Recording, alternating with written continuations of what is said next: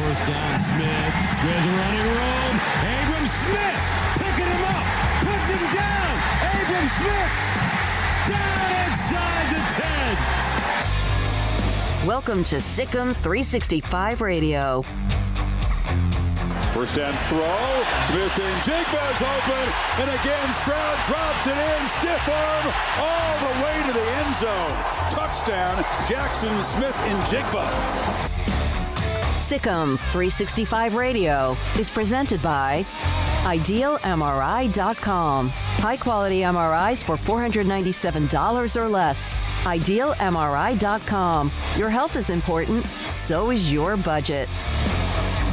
In the corner, touchdown! It's Richardson, Oklahoma State. Have you subscribed to our YouTube channel? Search 365 Sports on YouTube. Brought to you by TFNB, your bank for life. Well, 2 timeouts left, minute 10 in the first half. See if the Falcons can get something going here. And not there, as dropped as Ryan, he fumbled, but it's picked up. As Micah Parsons came through. Now here's David Smoak and Craig Smoak. It is Wednesday, August the 17th. Good afternoon, 365 Sports.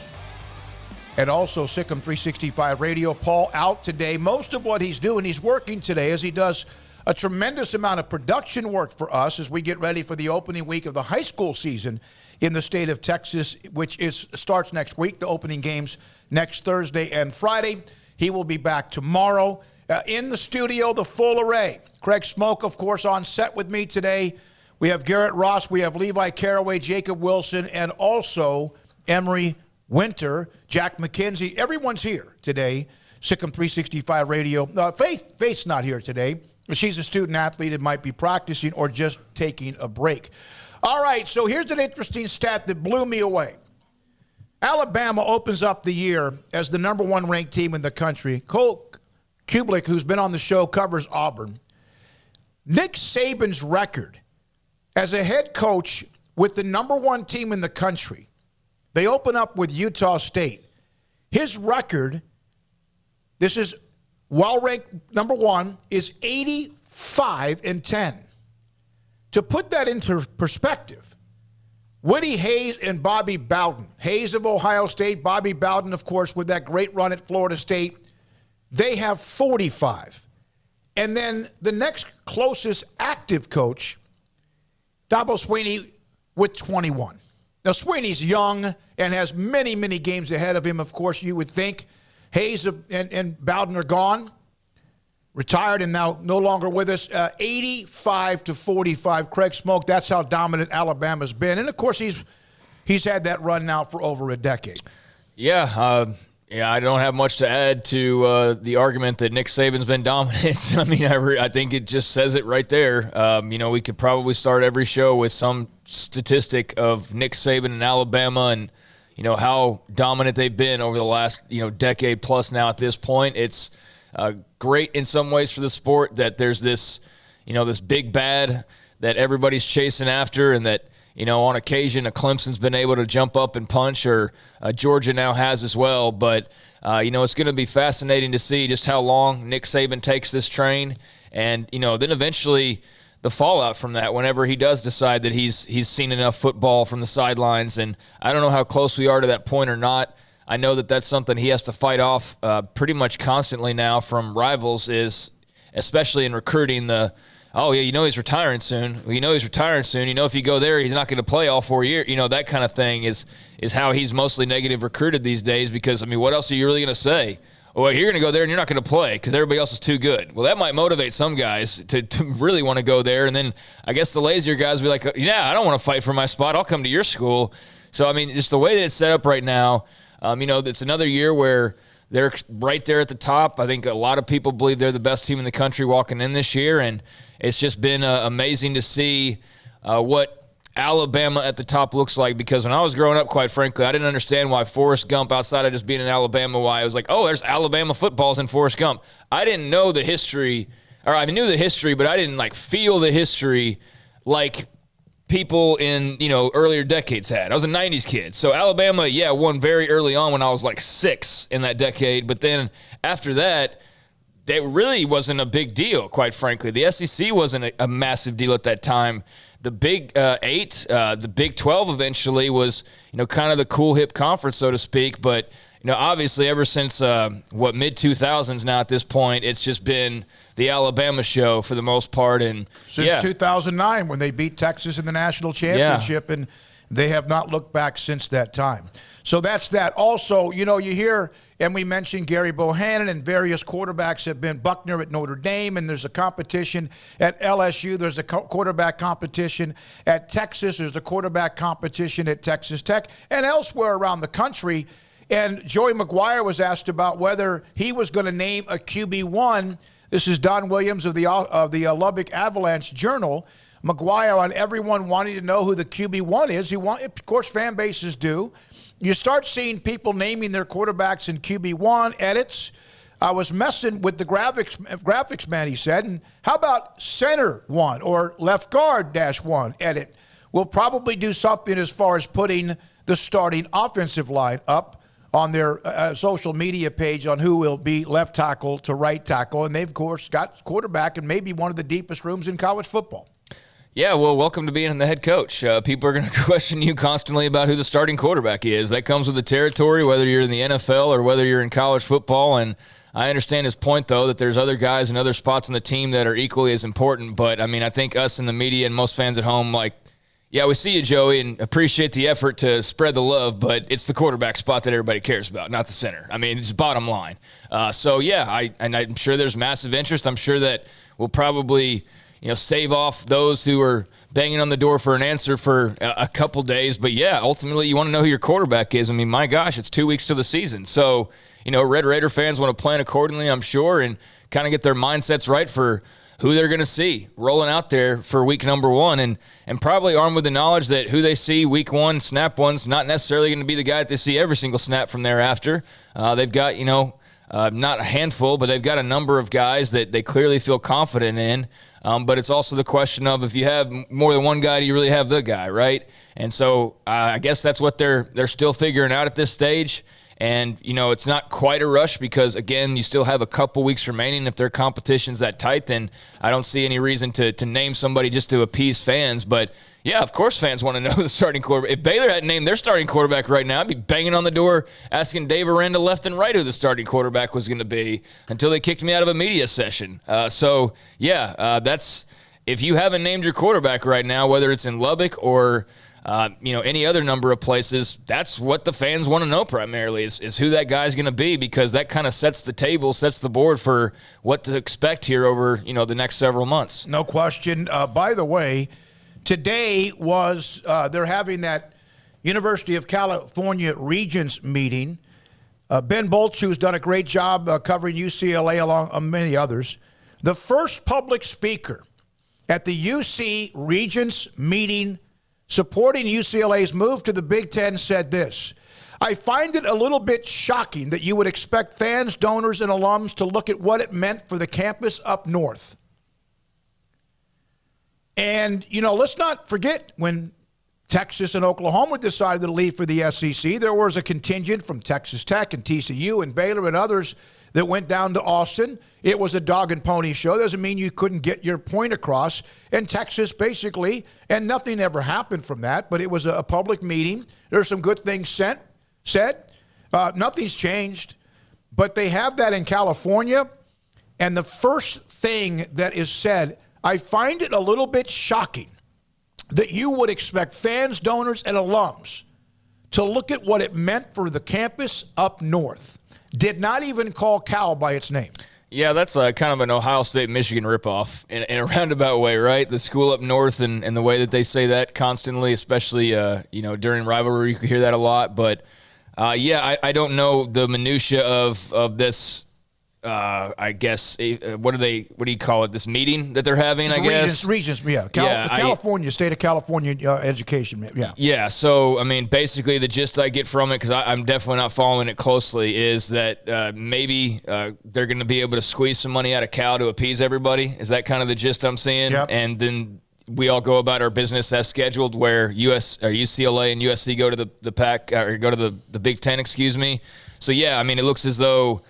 Perhaps the California system could, I guess take some change out of the pockets from UCLA to make everybody happy enough to allow them stress-free to move on. That's kind of the way I'm reading the tea leaves. But, I'm definitely not reading any version where there's any impending threat to UCLA going to the Big Ten eventually. That's why anybody cares. No. They don't care about Cal's well-being really, or the money involved, I don't think. I'm sure if you're a Cal or UCLA person, you may, but I think everybody even knows this meeting exists simply because they're curious if there's a barrier to UCLA moving on to the Big Ten, and it doesn't appear as though there is. It just appears as though some Cal folks might give them a couple of slight headaches on the way out just to appear as though they are doing something. Would I be reading that somewhat correctly? Yeah, it should be, it's making sure people realize that you care even and preaching to your choir.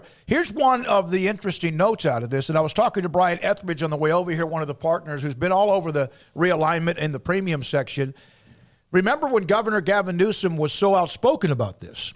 He wasn't even there today. Now, he might have had something much more important when it comes to the state of California, or just didn't feel like it mattered. I don't know that. I'm not going to speak for him or his leadership, but he wasn't even in attendance. And this is supposed to be a chance for California, the regents, whatever, to discuss what's going on. There will be, at least a lot of the discussion will be uploaded later on today. The University of California report, estimated loss from USC's departure for the remaining Pac-12 schools and media distributions around $9.8 million per school, is according to the report, the interim report. And I was reading online a guy who's a Cal grad, and he was talking about, hey, this is not a slam dunk. And that, hey, he knows more about the system in California than I sure do. But it does appear as if there was a meeting, and they could all say they were there, or they said what they needed to say. But at the same time, nothing you would think will come out of this as well. UCLA and USC are headed to the Big Ten. Yeah, but, I mean, it's hard to, from the outside looking in, really care or feel like we should care too much when the guy who was the, I guess, force behind getting this meeting called doesn't even feel like he needs to show up for it. Like, he was the reason. Remember a couple weeks ago, it was like, Gavin Newsom says that he's not happy and he might do something about it. Like, that was the word out west, and we're like, okay, well, I don't know if he can really do anything or not, because, we've seen politicians try to get involved to some level of success and other times to, for really nothing ends up happening in the end. So I just took that as like, okay, cool, if Gavin Newsom wants to get involved, but it was this big thing, and then, here we are, and he doesn't even show up. So how big of a deal was it really, and how much can they really do or change? I've seen, some people that are in that loop commenting that they're just, basically rattling the cages a little bit. They might shake some money out of their pockets and at least give them I think it was somebody put it like a little talking to. You just got to admonish somebody, briefly. Perhaps that's what they're doing. Perhaps there's something more to it. And if there is, then, I'm sure the people out there that are connected can let us know. But, yeah, it seems like a big ball of nothing. It would be a little bit, I think, higher on the scale of importance if Newsom had actually showed up. I mean, that's, again, the guy who kind of got this ball rolling. So without his influence or self even being there, I don't know how serious we need to take the threat of, the Cal system putting a stop to anything. It was okay. We had a meeting, and we all got to say what we wanted to say. And, again, I'm not trying to be flippant about it, but that appears to be what happened. The same thing happened in Austin. Now, the Rangers baseball yesterday, their manager, Scott Woodward, was fired. And today, it's their general manager who's been a part of them, actually the president, in John Daniels. I will get to that in just a second. Chris Woodward. I said Scotty, excuse me. That's Chris Woodward was fired, the manager, yesterday. That's not a surprise. The Rangers have been underwater now for quite some time, and not sure what he was given, but they, we talked to Chuck Cooperstein about that. John Daniels today, the president, who's been there 17 years, part of those great Rangers teams that most want to give Nolan Ryan credit for being there because he, just because of his presence, and he did bring legitimacy to that organization that was a joke for so many years. But John Daniels today fired. We're still looking at the possibility of a baseball analyst to join us at some point a little bit later on. I knew JD. I knew him when he was the assistant general manager, liked him. A lot of people think that he was part of why the Rangers got real analytical. But I was hearing Jared Sandler earlier today mentioning that he actually fought the analytics of baseball, and eventually that kind of gave in.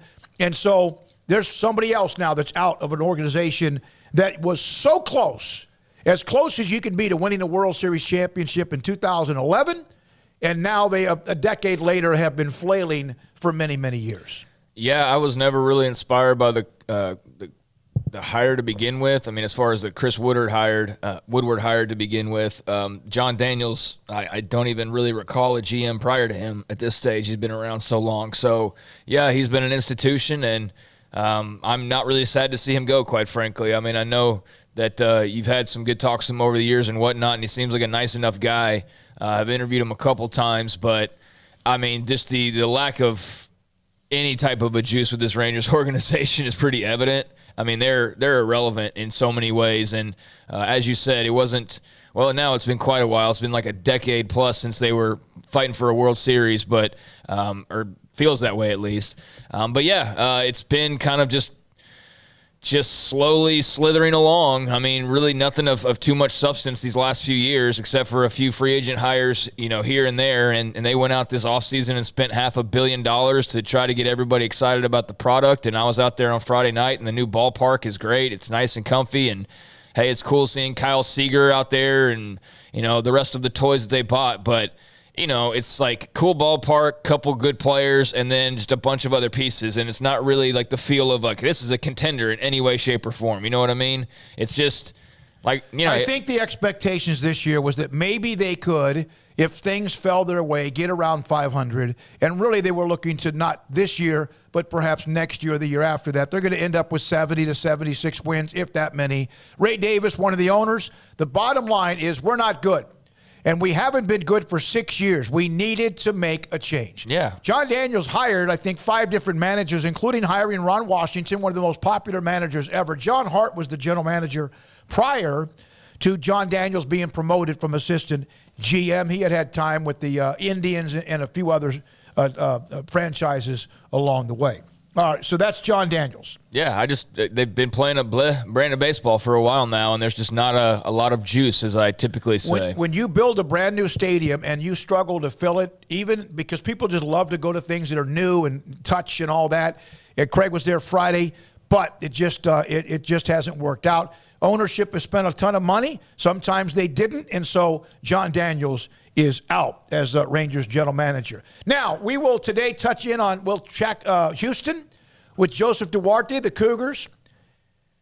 We will also have Tim Brando today at 4. And also today, Travis Roeder, who covers Baylor, will join us and discuss Baylor, some notes that he has on what's going on with them as they continue their workouts. And then also today, we will check in with the Aggies, ranked in the top 10 in every poll so far. And, of course, the question is, can they live up to that? And we'll hear from their voice. Andrew Moscano, will join us today at just after 5 o'clock. Now, here are a couple of things that I peeled off from last night. This is from either the YouTube replay and or the text line. Garrett, you pick whichever one you want to use. The area code 2. Okay, you're going to the YouTube replay. This is from David Welker. So I'm curious why you Big 12 guys are loving on Utah. Utah was at no point ranked higher than 11 last year, and that only after the college football playoff was forced to vault them up 8 spots to justify a 3-loss team in the Rose Bowl.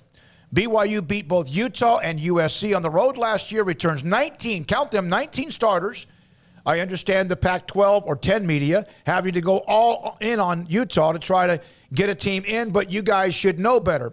Well, first of all, David, thanks for the replay comment. Big 12, yeah, we cover the hell out of the Big 12. And there's a lot of the major part of this audience is because of our coverage of the Big 12. Started out in what we still do with Core Baylor, and then the Big 12, and then all the what the hell's going to happen after Texas and Oklahoma. None of us, and we won't ever allow this, any of us, to ever say something just to get a reaction. Craig likes Utah. Paul likes Utah. I like Utah. And at the end of last year, they were damn good and almost beat one hell of a good team in Ohio State. If we're wrong, we're wrong. But you also, and I appreciate it, make great points about Brigham Young with 19 starters back and who they beat, and they did. And so we appreciate you watching what we do, but I wanted to put that up. We're going to start doing that a little bit and then answering some of the questions you may have. I'm not going to back down from thinking Utah will be good. The way you want to frame it is, kind of interesting because I don't really think it has anything to do with liking the Big 12 or otherwise. I mean, I'm still going to sit here and talk about, Colorado, Nebraska, A&M, and everybody else who's left the Big 12 and doesn't hurt my feelings in any way. We're still going to talk about Oklahoma and Texas as soon as they leave the Big 12, and it doesn't hurt my feelings in any way. I mean, you look at the Pac-12, who else are you supposed to talk about right now? Oregon, I mean, yeah, with that whole, changeover from Mario Cristobal, sure, they're a team that we talk about every year in the preseason. USC, obviously, a team to talk about with Lincoln Riley and Caleb Williams and all the big changes over there, but I'm not going to just sit here and vault the Trojans to the top and let them be the darlings again just because of a hire and some transfer portal guys. Like, let me see that first. Oregon, let me see the changeover and how that works out in their favor or not. I mean, going with a big hire, obviously, going after the national championship defensive coordinator, that'll be great. Losing Mario Cristobal, it'll be fascinating. But, yeah, Utah's an interesting story in its own right. Tavion Thomas, Cam Rising.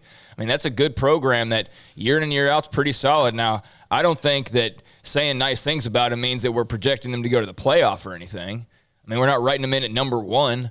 But if you're looking at the Pac-12, who's proven and who has a less amount of questions, in theory, I think it'd be Utah. So give them love in the preseason. And, it's like I was saying yesterday, these polls and everything are fun. But, like, at this point in time, I want to see some action on the dadgum field. And good news is, we'll learn a lot about Utah right away. They're going to be playing on the road at Florida, Billy Napier's debut. So that'll be a lot of fun to see how they storm out of the gates. But, yeah, I think they're going to be good. It has nothing to do with the conference they play in or the Big 12 or any of that. But if we're wrong, we're wrong. And if they take one on the chin, then we'll be around the next day or 2 days later to talk about it. But, yeah, I'm not going to not talk about Tavion Thomas and get excited about, Cam Rising and what they might do this year. They were down the stretch, and Brigham Young did beat them and controlled that game. And then they had the loss to San Diego State in what was a classic game in 3 overtimes. They had the one that maybe it's one of those just conference. It happens in conference play. The loss to Oregon State, who was a bowl team, but still that was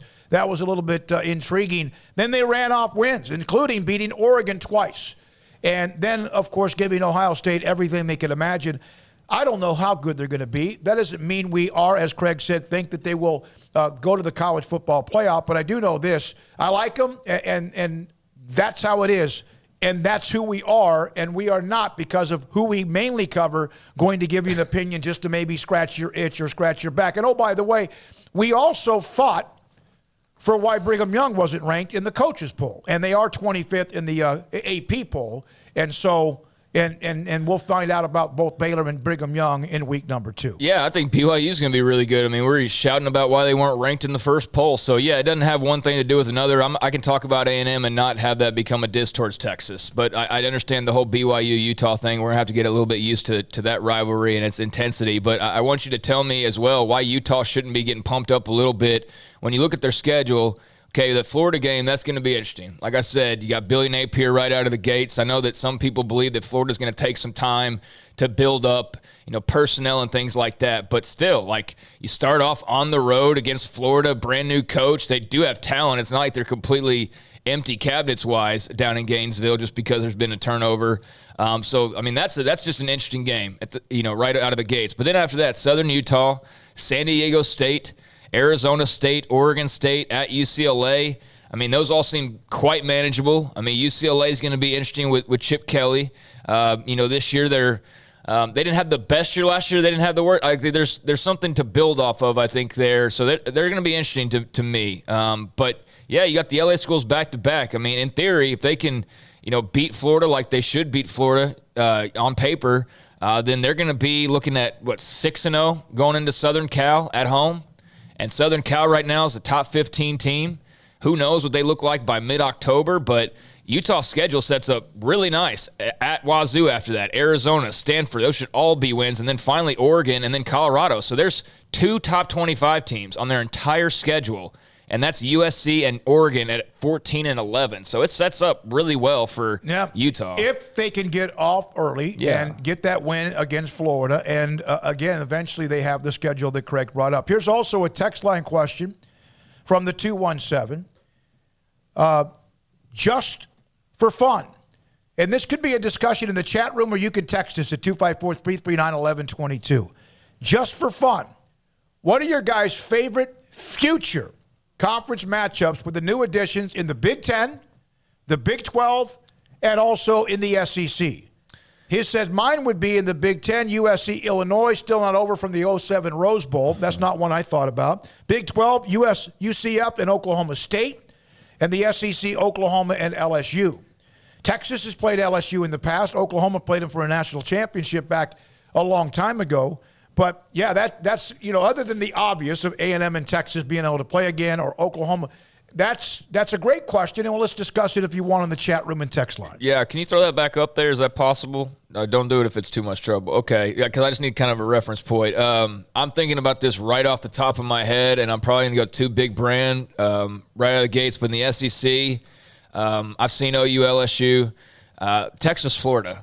Seems like it would be interesting. Yep. Not like this year, but in a few years, I think that would be a really interesting matchup that I don't think I've ever seen that, and I think that would be cool to see Texas versus Florida. They got a lot in common. Big 12, there's a number of matchups. You already have one developing with Brigham Young and Baylor because they've played each other now. Yeah, and Houston, UCF, I know has been ongoing, but I like the way that they kind of talked about perhaps, trumping that up a little bit in the Big 12, kind of marketing that even more. I think that'll be cool, and so there's some carryover as well, but I think Baylor-Cincinnati is going to be a hell of a game whenever that time comes, especially if things stay status quo. Luke Fickell versus Dave Aranda just sounds like a hell of a fun time football-wise. So give me that, please, at some point in time in the Big 12, Baylor versus Cincy with Fickell and Aranda. And then Big 10-wise, I don't know. There's probably some really meaningful matchups that I'm not thinking about because I'm not based there and based in that mindset, that Big Ten mindset. But right off the top, just USC, Ohio State sounds cool as hell. Well, because they played so many times before. Yeah. In Rose Bowl matchups. Yeah. So those are the biggest. Those are big brands that kind of bring the new and the old together. So that would be the biggest matchup that you could get to me. But how many USC. of the best matchups in the future Big Ten will be USC and not you think USC this, USC this, USC this, and how many of them would be UCLA and somebody in the Big Ten? That's not a shot. It's just a legitimate question. None of them will feature UCLA in my mind right now. Where in the future SEC, I think you could split Texas and Oklahoma against any of them. UCLA versus USC is still going to be their biggest matchup. I think for USC, there's a great case we made that USC Michigan, USC Ohio State, those will be cool. We've seen those, but that will still be cool because it's the brands, right? And there is something to the brands, but outside of that, USC Nebraska, I mean. Cool, I guess. They were played in a game back in the early 2000s, and Nebraska thought they were, turning the corner, and USC just obliterated them. And, of course, they had that great run. It was part of that great team. And it may have been in Lincoln and just crushed them like they should have. And so they've played a handful of times, but those are 2 big brands. To your point, there's nobody that you go UCLA and so-and-so. I'm sure if you're a UCLA fan, you're UCLA, Michigan, UCLA, Ohio State. But outside world, I don't think that too many people would care. USC versus Michigan, Ohio State, we've seen that, but those will be the big matchups. But outside of that, I mean, again, I think you have to be a Big Ten fan to really care about Indiana, UCLA, or, basketball, that'd be awesome. But outside of that, to your point about the SEC, Texas and Florida, Texas and Bama, Texas and Georgia, Texas and Tennessee. Now let's do Oklahoma. You can do all of those plus Arkansas, plus, I mean, it's not all of them. I don't care about OU Vanderbilt, but yeah, it's going to be a few more on that side of things. So more of you on the text line. We'll get to those. I'm going to send them to Emery and Garrett to get those popped up. We'll do that throughout the show whenever we can. Coming up, Joseph Duarte from the Houston Chronicle covers the University of Houston. They've got themselves a schedule. Will be interesting. They, of course, had a nice run last year. Who are they this year? Joseph Duarte, next. Sikkim 365 Radio and 365 Sports. TFNB Your Bank for Life is the official local bank of Baylor Athletics. Find out why more Central Texas are making TFNB their bank for life. Sign up for our Edge checking and savings accounts to earn interest or cash back. With 5 convenient locations and an award-winning mobile app, banking has never been easier. TFNB Your Bank for Life. Member FDIC. Boots add protection.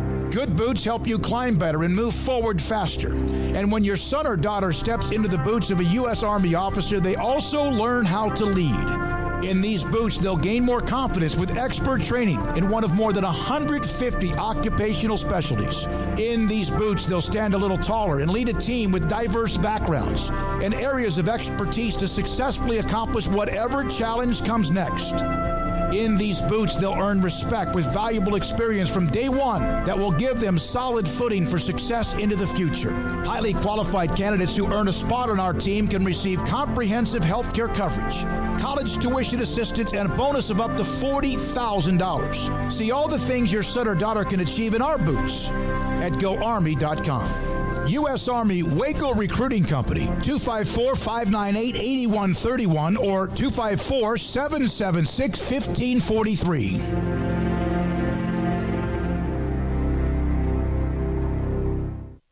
At Ideal MRI, we feel blessed to be part of the Waco community. We're a small family business here in Central Texas. At times like this, the cost of healthcare has never been more important. And unfortunately, significant illnesses and injuries still occur. And that's why Ideal MRI is open and here to serve you through this difficult time. So if you need an MRI, ask your doctor about Ideal MRI. You can schedule online in minutes at idealmri.com or call 833-IDEAL-MRI.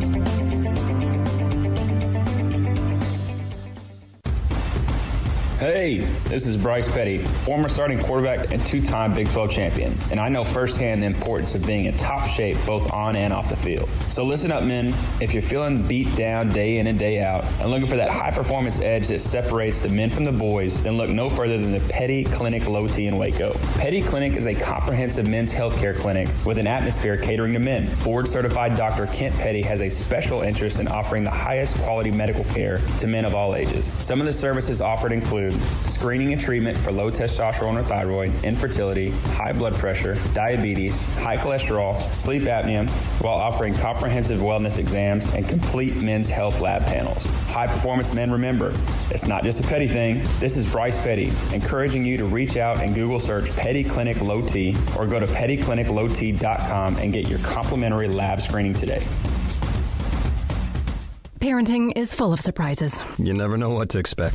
So after our son was born, I called my Texas Farm Bureau insurance agent to set up a life insurance policy in case something happened to me. Sawyer is now 2. And we'll soon have a sister. There's no one else I would trust with protecting my family. Stop by and see our agents at one of our 3 McLennan County locations. Coverage and discounts are subject to qualifications and policy terms and may vary by situation. Welcome back to Sikkim 365 Radio. The 3 o'clock hour is sponsored by Waco Custom Marketplace. Meats, sweets, Texas treats, and a cut above the rest. 425 Lake Air Drive, Waco. One of the new members in less than a year, of course, in the Big 12 will be Houston, but they have another year left in the American Conference where they have been right there at the top.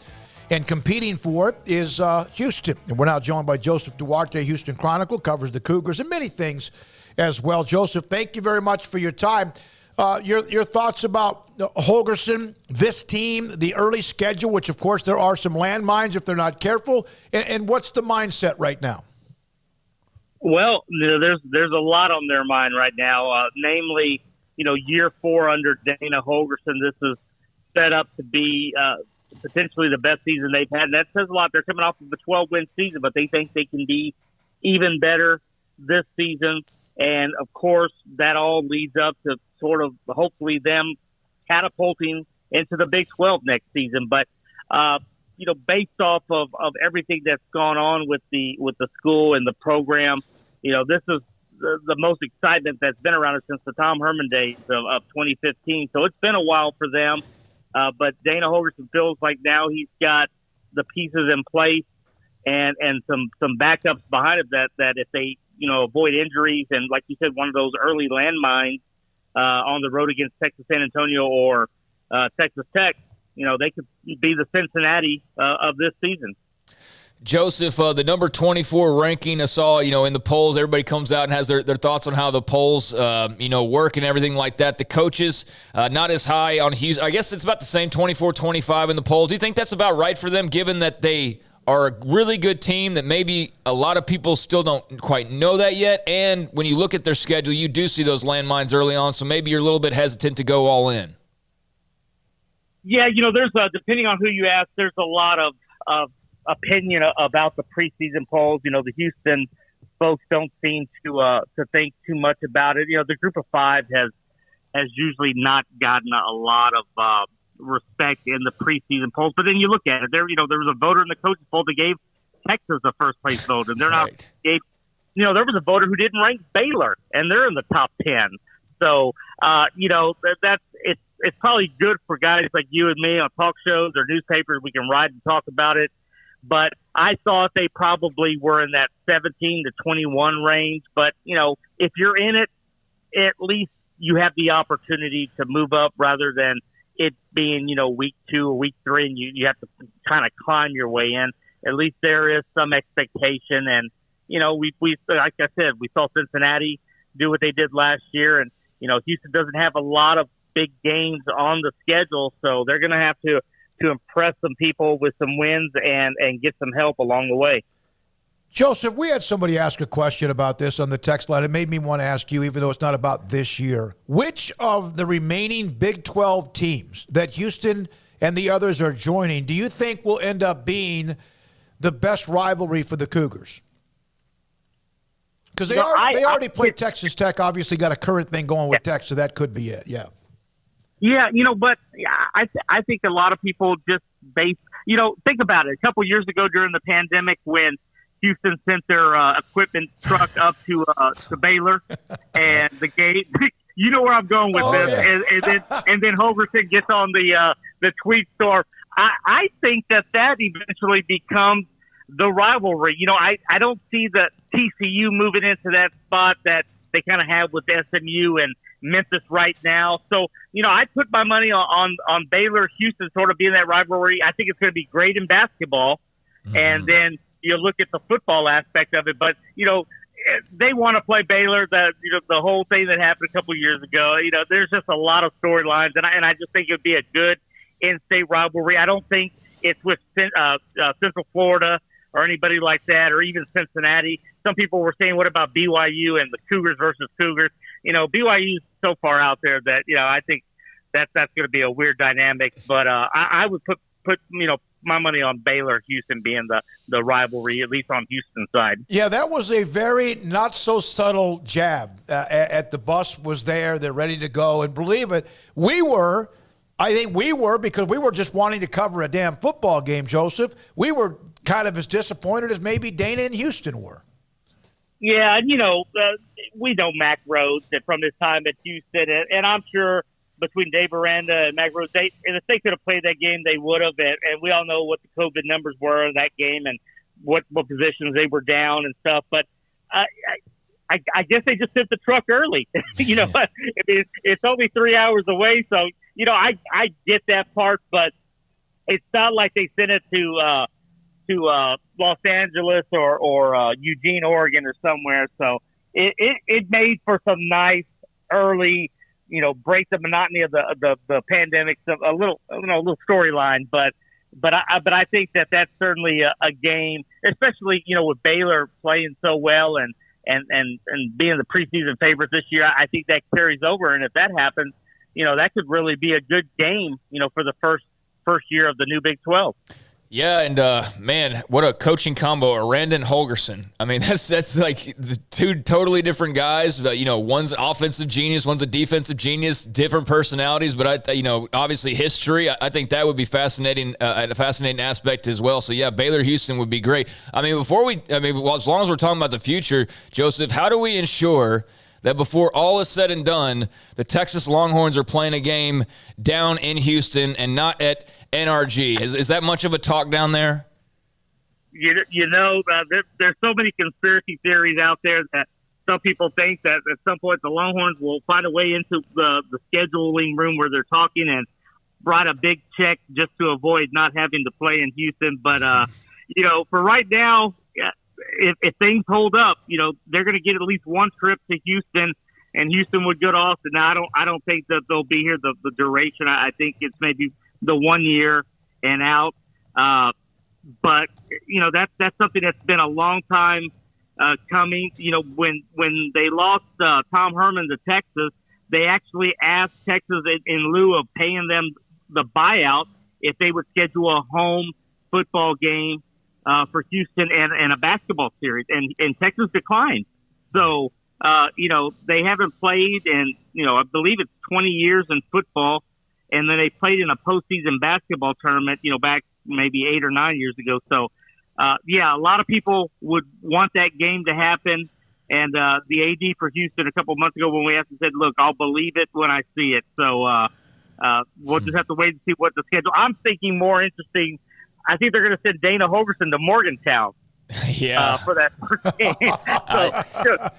so you know how that stuff plays out. But, can you imagine Holgerson back in Austin if it's this year or next year, and the horns down, all the stuff that he did in that last when they beat Texas. There's a lot of things with the familiarity of coaches and schools that I'm looking forward to. I think the new Big 12 is going to be fun for a lot of people, and there's going to be a lot of. I think it's going to be a lot even, moving forward. You have Clayton Tune, the quarterback, who's fantastic, award-winning from a year ago, obviously a part of a lot of the watch list earlier this summer. Your thoughts about, does it all just, not that he carries that team on his shoulders, but in a lot of ways he is a stud for them, and what he does will make a big difference in how good they are? Yeah, this guy, the road that he's taken to get here, he was the backup for De'Ara King the first year. King gets hurt. He has to burn his red shirt and play in a meaningless bowl game. He gets sacked 10 times. And then the next year, De'Ara King decides to red shirt, so Clayton Tune comes in and plays the rest of that season. And then, when he leaves here, he'll have about 50 career starts, which is just crazy, given, the extra year he got with COVID. But he has developed, last year got hurt with a hammy, and it just made him more of a pocket passer. He was able to just sort of get out of the mode of having to run for everything, and he became a quarterback. And then this season, they've loaded him up, added a bunch of new playmakers in the offense. So, yeah, this is a guy that, if you would have asked me several years ago if he was going to be the quarterback for the remainder, I might have had my doubts, but he's gone to a quarterback that now this summer did well at the Manning Passing Academy, won their competition there, and is being talked about, as a legitimate NFL draft pick, possibly a second-day guy. So you're right, a lot's riding on him, but he's certainly not there to have to do it alone. But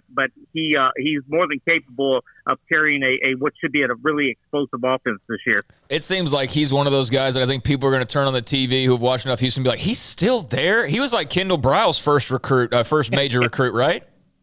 Well, he was part of the Major Applewhite team. And once they let Major go, and that's a credit to him and to Holgerson, because, he was not Holgerson's hand-picked quarterback. And sometimes they tend to look elsewhere, and they went with Tune, and he proved them that was the right move. So certainly, I was looking up some stats on him. He's on the verge of being a 10,000-yard passer, which is amazing because he hasn't had a lot of big passing games that you would think that come with that, like a Case Keenum back in the day. So when his career is all said and done, he has a chance, to finish in the top 5 and a lot of categories at a school that's known to pass the ball. So, good for him. I mean, he's had a much better career than it started, for sure. Joseph, we have Houston fans who are a part of our chat room who watch or listen to us, and a lot of them excited we have you on today, so that's good, and it's great to have you back on the show. One question was, and it's just about a singular player, the young man transfer from USC, Manjack the fourth, the wide receiver. I don't want to put you on the spot, but your thoughts about him? Well, they're real high on him. I mean, this is a big kid. I believe he's 6'2", 195, somewhere around there. He's slotted at the outside receiver spot, but they also feel like they can play him inside. And, I tweeted out that yesterday, and somebody responded, he's a man jack of all trades. Yeah. So, I mean, he's a guy that figures in really big in this offense. He along with Sam Brown from West Virginia, they went out and got Cody Jackson from Oklahoma.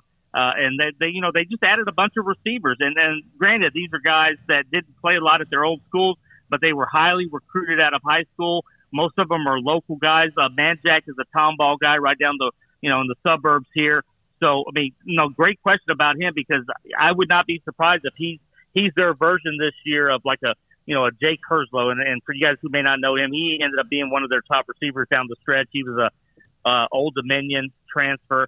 And he just lit it up late in the year so that they didn't have to rely on their main guy, Nathaniel Dale. So I would expect Joseph Manjack the fourth to figure, become one of those, main targets for Clayton Tune early in the year. One of the favorite players I've ever covered in high school, and there's a bunch, but he is one of my favorite. He was injured last year. James Fulbright III, who walked on at Houston. I know he had a bad. He was in the hospital for quite some time and was injured. What is his status?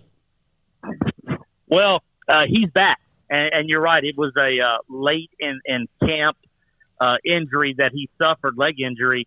But he's a human bowling ball. I mean, he goes in the limited time, and you look at his numbers in high school, amazing. And I remember when he got here, he told us that a lot of the reason, his size, he's not a real big guy, but he ended up I believe it was like a preferred walk-on status at Houston, and he got in some games.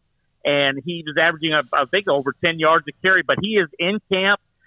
One of the actually, Holgerson told us yesterday that he's Mr. Reliable. I mean, he's a guy that they're counting on. And the way that the backfield shapes up, they lost Alton McCaskill, who was their star, rookie of the year in the American, to an ACL. So a former Texas Tech guy, Tayshaun Henry, is going to be the number one back. It looks like Brandon Campbell, who played at USC, is the number two. And then behind that, James Fulbright is in the mix for that, to get some carries. It's certainly a lot more than he did, in his previous couple of years.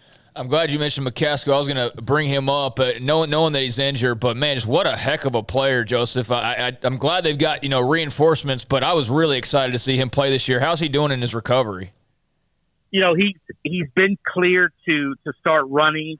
And, that sort of raised some eyebrows because the guy had the injury in early April. Yeah. And, there's really – there was no chance. With these ACLs, though, people have been coming back a lot sooner. They're not going to risk it. They're not going to try to rush him back. The next time we see him is, in the Big 12 debut season next year. But, that is a blow. I mean, he's a guy that just came in and became their workhorse, their everyday back. 16 touchdowns, nearly 1,000 yards. But he was also a guy that they could throw to out of the backfield. So, having Tayshaun Henry helps, and then they went out and got some extra guys in the portal, or at least one guy in the portal. But yeah, I don't expect to see anything out of Alton McCaskill this year, and then just kind of get him healthy. Get him at that point. It'll be about 16 months post surgery, and he hopefully he's good to go for the 2023 season. UTSA lost some key people. Jeff Traylor, you know the story. We know the story. We know him personally with what he's done down there. Is that one that they cannot in any way, shape, or form overlook? Oh, absolutely. And, if Houston needs a reminder, they opened up the football stadium here in 2014, and my son was born 2 days before that, so I didn't cover that game, and thankfully I didn't, because Houston lost to UTSA in the debut of their brand new football stadium. So, that's been a sore spot for years. Of what happened in that game, and that was the year I believe they were still transitioning to their full-time Division I. So yeah, I guarantee you that Houston's not overlooking that. What Traylor's done and the other, coaches before him at UTSA has just been phenomenal. And of course, they've got some holes to fill, especially in the backfield. But this is a dangerous team, and it's on the road, and they'll be hyped up. Mm-hmm. And there's not a lot of film. When you go in, there's some film of the previous year, but how much changes are made. So that's certainly, I think that's probably more of a trap game for Houston than the following week against Lubbock. Against Texas Tech and Lubbock. But you have to you got to get past that first landmine to get to the next one. So Houston's going to have to be, on their toes that entire, couple of weeks of the season. Yeah, those first 2 weeks, once you get past those, if they get past those successfully, then, look out. Those first 2 weeks are really the kind of, they're going to dictate everything, basically, is kind of the path that they're on. So we'll know a lot right out of the gates. Joseph, before we let you go, is there anything in particular, perhaps a storyline or player that we have not touched on that you feel is going to be of importance this year, worth mentioning? A lot of focus is on the group they call Stack Avenue, their defensive line. And they've lost some pieces in the last couple of years. Peyton Turner, Logan Hall, who's from down the road and for you guys. So, they're going to have to plug some holes, but they're so deep at that position that they're comfortable and confident that they can, overcome those losses. I would look at Derek Parrish at one of the edge rusher positions. DeAnthony Jones is another, he's the sack leader last year. And then they have one other guy, Nelson Caesar. So, in fact, I'm writing that for tomorrow, just looking at their pass rushing situation and how the entire D-line, what those pieces are. So it'll be interesting. That's where it all started for them last year. That's sort of where they get their mojo. And, they've got a lot of guys to run out there. So that could be a really key part of this season, just like it was last year. Joseph, thank you very much. It's almost here. Evidence, stats, players, all that. We'll find wins and losses. Thanks for your time. Hope to get you on again. Hey, anytime for my Central Texas folks. Hey, yeah. Thanks you a lot, too. guys. That's Joseph Duarte, Houston Chronicle on the University of Houston. Yeah, I think that those first couple weeks, we're going to figure out a lot. Are they going to be a 10-2 type of team again? And maybe they could start off 0-2 and then reel off 10 wins. That's how their schedule sets up. You got Texas Tech right out of the gates, NRG in Houston. That'll be fun. It's a Saturday night game. Then you've got – wait, I did that wrong. That's 2022. See? I was like, that's not right. That was 2021 when they started off last year with the loss to Texas Tech. So, and they had the lead that they blew. Yeah, they blew that at the end. Down. Yeah. UTSA, I should say, in San Antonio. Now, that atmosphere is going to be sold out, hellacious at the Alamo Dome. I know they're going to be just Jeff Traylor rabid. will be talking down about how they're, this and that, because that's what he does, and they will be ready to go. That's a CBS Sports Network game at 2:30 on Saturday, September 3rd. I don't know. I'd have that bad boy at night. Maybe they don't want it at night. Maybe they're scared of that because that would be a crazy atmosphere. But, yeah, that'll be awesome. And then at Texas Tech the following week. So those two games, San Antonio and Lubbock.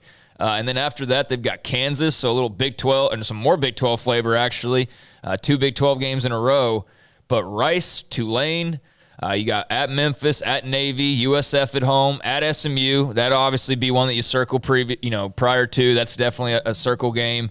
But at Temple, at ECU, and Tulsa to close out. So, those first 2 weeks, depending on how they exit those, that's, I think you kind of restart after that second week and you go, okay, where are they? If they're 2-0, then shoot, they got a great claim to think they might run the damn table. And if they go 1-1, they're still in really good shape. If they go 0-2, they could still run the table and finish 10-2. So, I'm fascinated to see how they end up with those two games. Don't forget the year that they opened up with that huge win against Oklahoma, whether it was week 1 or week 2, and then they eventually they did though trip over themselves because you just never can take anything for granted. I wanted to show you a tweet.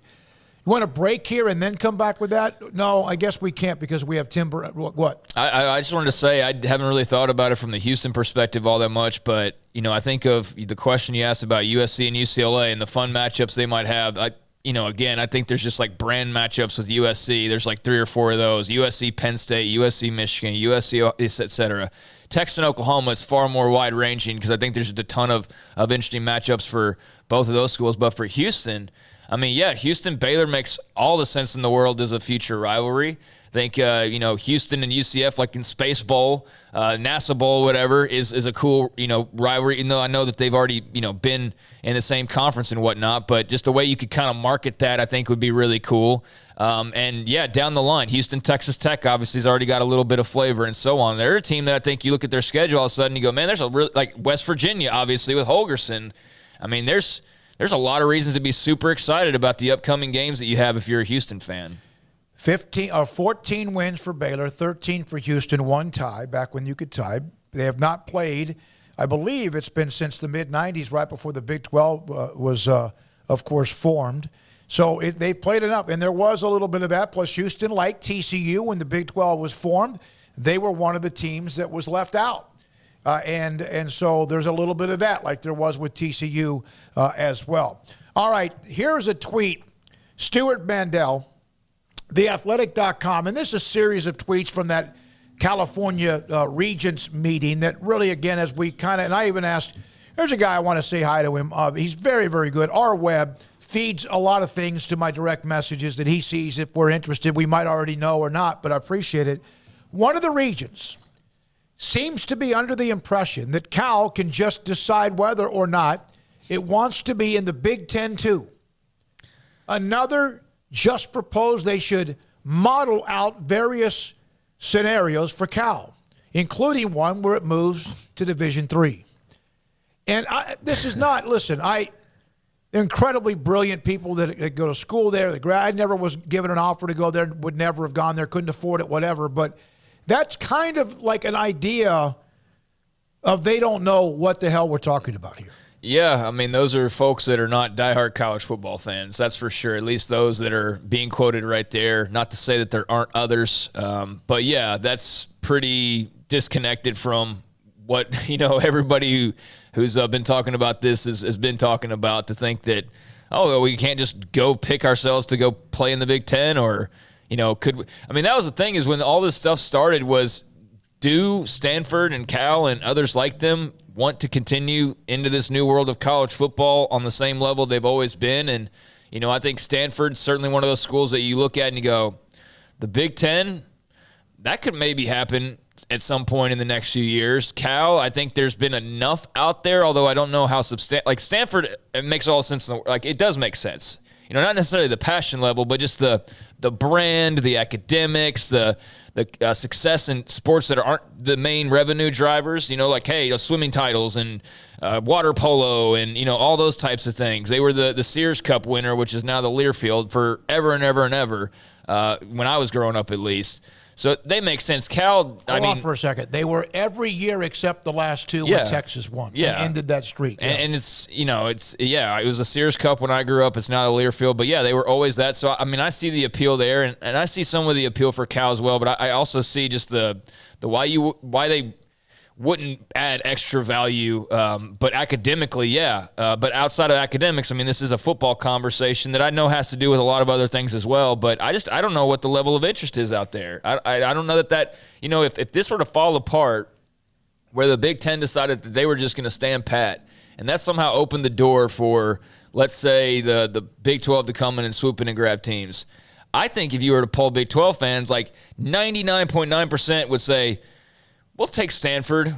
And I don't mean we'll take as like we'll take, I would want Stanford. No, but you take Stanford, you take Oregon, you take Washington, you take Arizona, you take probably a couple of others, but I don't think Utah, Colorado. But I think most people would be like, no, we're good on Cal. Yeah. I mean, I really do. I don't think there's much of an interest if they were to be added in the Big 12. And I don't think Cal would have it. No.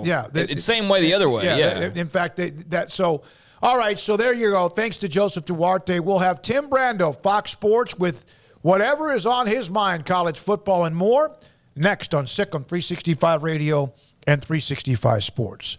Waco Custom Marketplace, at some point, whether it's Friday night or whether it's Saturday or maybe even Sunday evening, I will, one of the nights before, put a big, thick 1.25 1.5 inch bone-in ribeye in my refrigerator, let it sit there and naturally thaw in the refrigerator, and put that on the grill at some point this weekend. It is just delicious.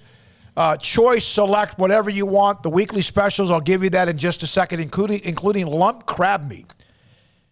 Their steaks, they will custom cut them for you. You may not want one that's that thick. Their fillets, there was one I had with Blake Browder. I told you this a couple of weeks ago. I've never seen one that was like this and just delicious. And they can custom cut whatever steak you want, whether it's a T-bone, a bone-in ribeye, a regular ribeye without the bone, or even, as I mentioned, fillets. And if you want to use top sirloin, when I do stir fry, I usually use some sort of top sirloin. They are amazing. Full-fledged butcher shop and bakery that's open at Waco Custom Marketplace, 425 Lake Air Drive in Waco. They have regular and jumbo lump crab meat. And their prices this week, $16.50 regular, $29 a pound for the jumbo lump crab meat. Tenderloin, smoked pork tenderloins at $4.50 a pound. They have select bone-in ribeyes at $8.25 a pound, and the choice bone-in ribeyes at $9.99 a pound. The marbling is fantastic. The taste is fantastic. You could cook it any way you want, however you want it, whether you want it basically just raw, rare, or, of course, if you want to cook it even more where it's medium or deeper. 10% off all lunch meats and cheeses, full throttle. Butcher Shop and Bakery, Waco Custom Marketplace, 425. Tailgate, by the way. Season's coming up. Absolutely a great place to get your tailgate, charcoal, and everything else at 425 Lake Air Drive in Waco. Cars priced right both day and night. Average your car in Texas. Trucks built for you, red, white, and blue. Average your car in Texas. Cars that zoom with lots of room. Average your car in Texas. Count on us, a dealer to trust. Average your car in Waco, Texas. One size fits all. That may be all right for an adjustable belt or cheap sunglasses, but when it comes to your financial needs, no one wants a one-size-fits-all strategy. Ben Erlinson, your Edward Jones financial advisor, knows that his most important goals are yours. That's why he takes the time to understand your needs, knowing you. That's how Edward Jones makes sense of investing. Ben Erlinson, 100 North 6th Street in Waco, 254-759-8533. Edward Jones, member SIPC. Did you know the average American pays over $500 a month for their car payment? What would you do if you didn't have to make that payment for 90 days? Where else could you use $1,500? Keep your car payments at Genco. Buy new or refinance your current vehicle and have no payments for 90 days. Take advantage of our low rates and no payments for 90 days. Only at Genco. Subject to credit approval, membership eligibility, and loan policies insured by NCUA. My money, my future, my credit union, Genco. It's summertime. There's picnics, reunions, cookouts, and so much to do. And Waco Custom Marketplace on Lake Air Drive in Waco is your home for the butcher shop that can help you with beef, pork, poultry, and seafood. They are spectacular at being able to deliver you whatever cut of steak you want. Bone-in ribeye, however thick you want it, that's great. They'll do it. Sirloin, T-bone, porterhouse, bacon wrap filet. And of course, as I mentioned, they have pork, poultry, and seafood. Their Norwegian salmon is spectacular. Also, all of the sauces and seasonings you'll ever need, all the ingredients you'll ever need to make sure you have that perfect, flawless taste. So it's delicious whenever you take something off the grill. And a full-fledged bakery as well, with fresh baked bread and kolaches every single day.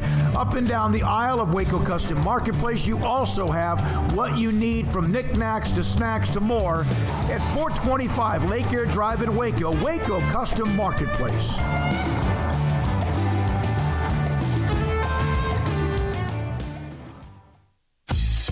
Baylor Scott & White Southwest Sports Medicine and Orthopedics, the team physicians for Baylor Athletics, diagnosing and treating all sports-related injuries, including concussions. These specialists also provide orthopedic services for athletes and non-athletes alike, whether it's knee or shoulder pain, hand or wrist injuries, orthopedic spine care, and even an arthritis and total joint clinic. Trust the doctors Baylor Athletics trusts. Baylor Scott & White Southwest Sports Medicine and Orthopedics wants to get you back in the game. Let Camille Johnson Realtors guide you seamlessly through the process of buying your dream home or selling your current one. Commercial, farm and ranch, or residential, Camille Johnson Realtors can smoothly and successfully lead you through any transaction. With a team of 28 experienced agents who are excited about serving you, Camille Johnson Realtors services the entire greater Waco area. If you're in the market to buy or sell, contact Camille Johnson Realtors, 104 Midway Center in Woodway, or find them online at www.camillejohnson.com. Camille Johnson Realtors, elegant, charming, warm. Welcome home. This is Sikkim 365 Radio. Text us at 254-339-1122. The Sikkim 365 Radio text line is sponsored by Riverbend Liquor and Wine, with the most extensive variety of craft beer in Waco. A hidden gem on Lakeshore Drive and 19th Street. Tim Brando, Fox Sports. One of the great go-to segments we have with his experience, knowledge, and also his love of college football. David Smoak and Craig Smoak on Sikkim 365 Radio and 365 Sports. Tim, did you follow any at all of the chatter coming out of that California Board of Regents earlier today? No.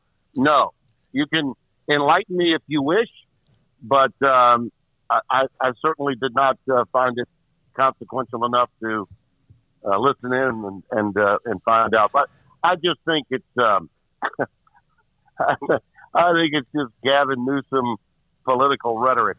That's my view of it, but you can enlighten me. Well, two things. One, Gavin Newsom wasn't even there. And then this comment, Stuart Mandel on his Twitter feed, one of the regions seems to be under the impression that Cal can just decide whether or not it wants to be in the Big Ten.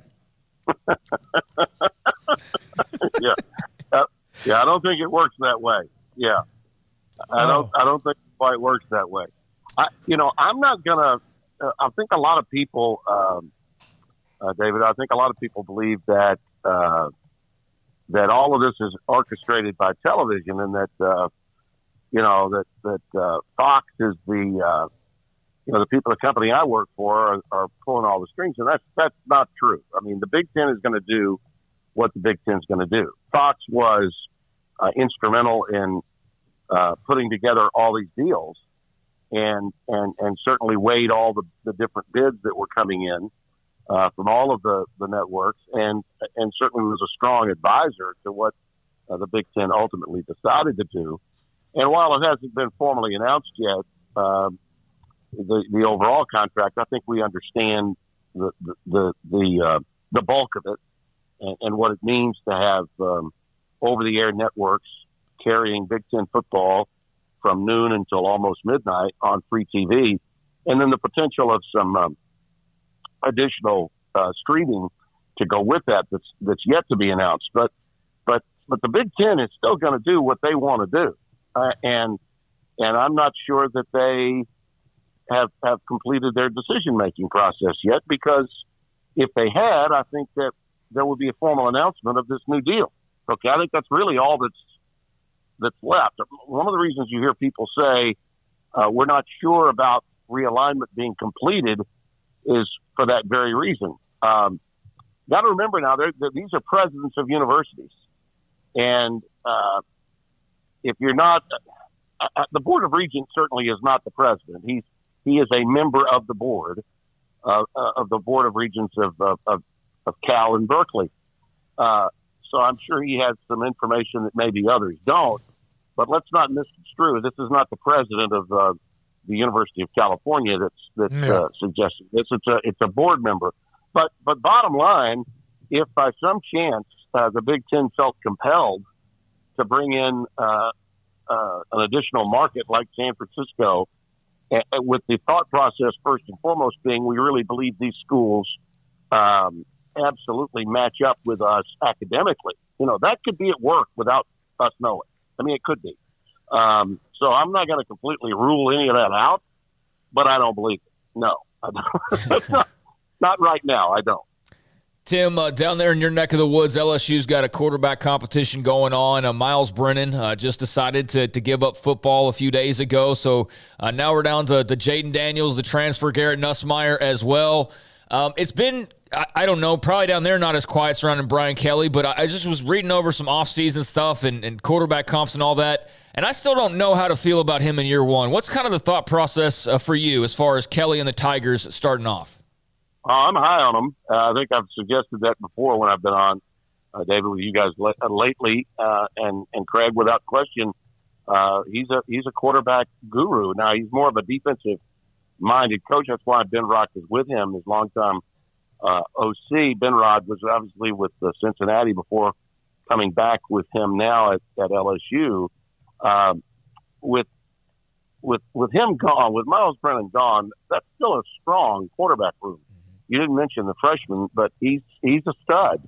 I do think Nussmeier, though, is a very capable backup potential, and the kid from Arizona State is athletically the most gifted of that crew. And I saw him a couple of times covering the Pac-12 with Arizona State. In fact, his first big win on the road at Michigan State, Spencer and I had in his freshman year. So, and he's, the issue for him was always protecting the ball, and I think that he's going to be able to do that. But he's not just a running quarterback. I think there's been this thought, particularly because Miles Brennan was there and had some great numbers from his first 3 games before he got hurt in 2020.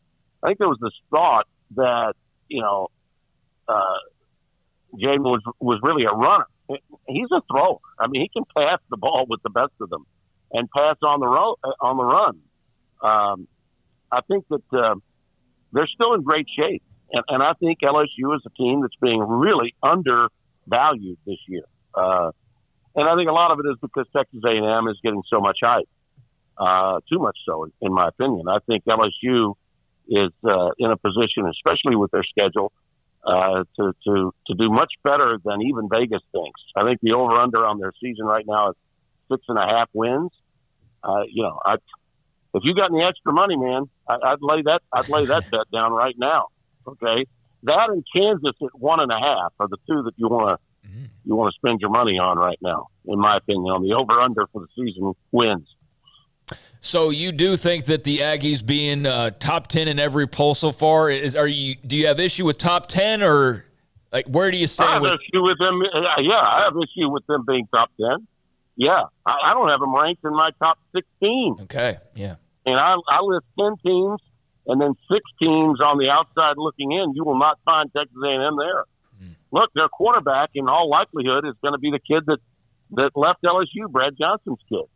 Max, that's probably who they're going to have to settle on at quarterback, but they're not sure who they've got. Jimbo's a hell of a coach, and A&M is on its way to being really good, but they're not ready for prime time this year. No way. I mean, no way.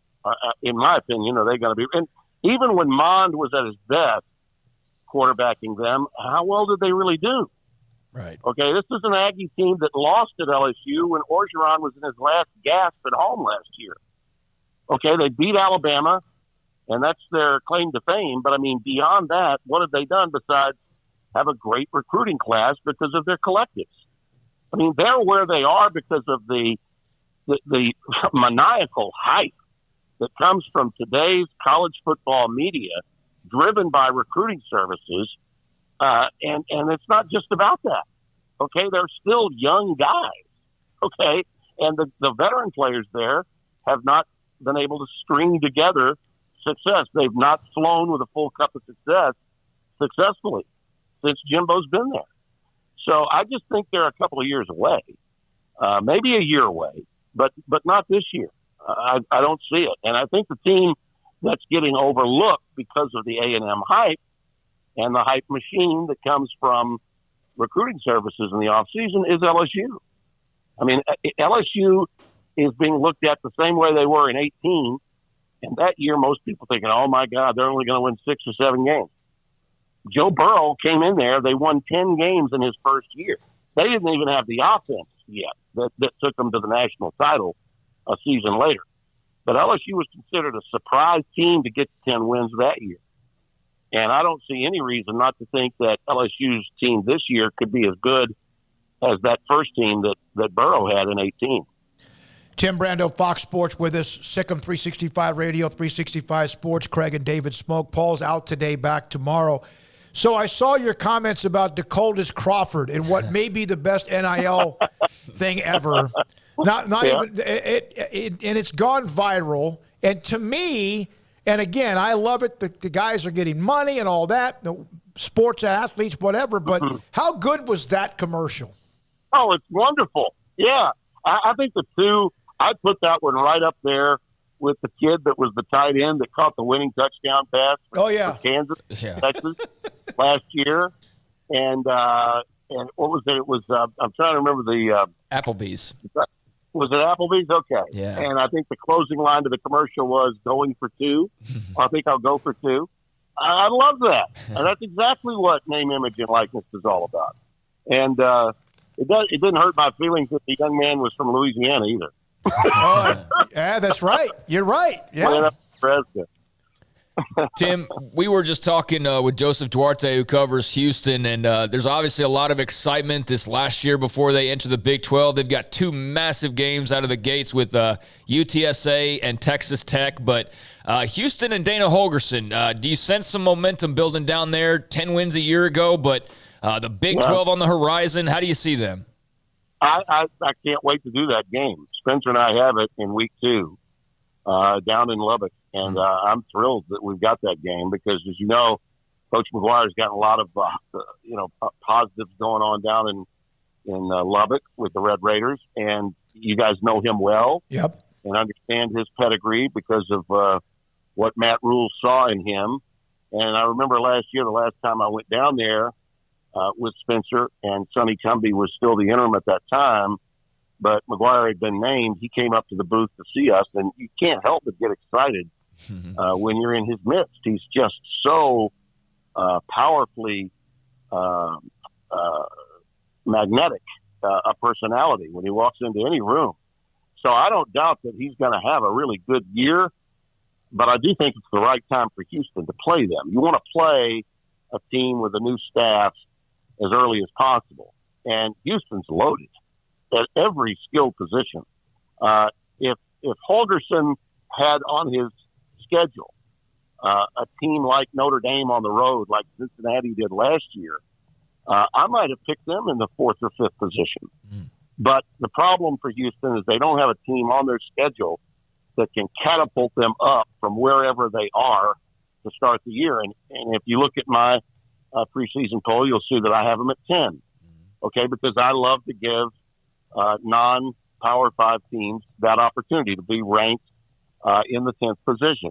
Last year, I put Cincinnati in the 4 hole, the same place where I have Baylor this year, because I thought they could go on the road and beat Indiana, who was coming off a 6-2 COVID season year in Bloomington, and then they get a week off, and their next opponent was Notre Dame. Well, to me, if you're Cincinnati and you go on the road and play a Big Ten team that won 6 games the year before, and then you beat Notre Dame right after that on the road, you deserve to get a huge bump. And they did. And they stayed and hovered around 4 most of the season. And because Baylor lost that game to TCU and because Oklahoma State lost to Baylor, Cincinnati was able to sneak in. Houston is good enough to be that team. I think they can win every game, fellas. I do. But again, they get their toughest games are early, and I think that actually helps them.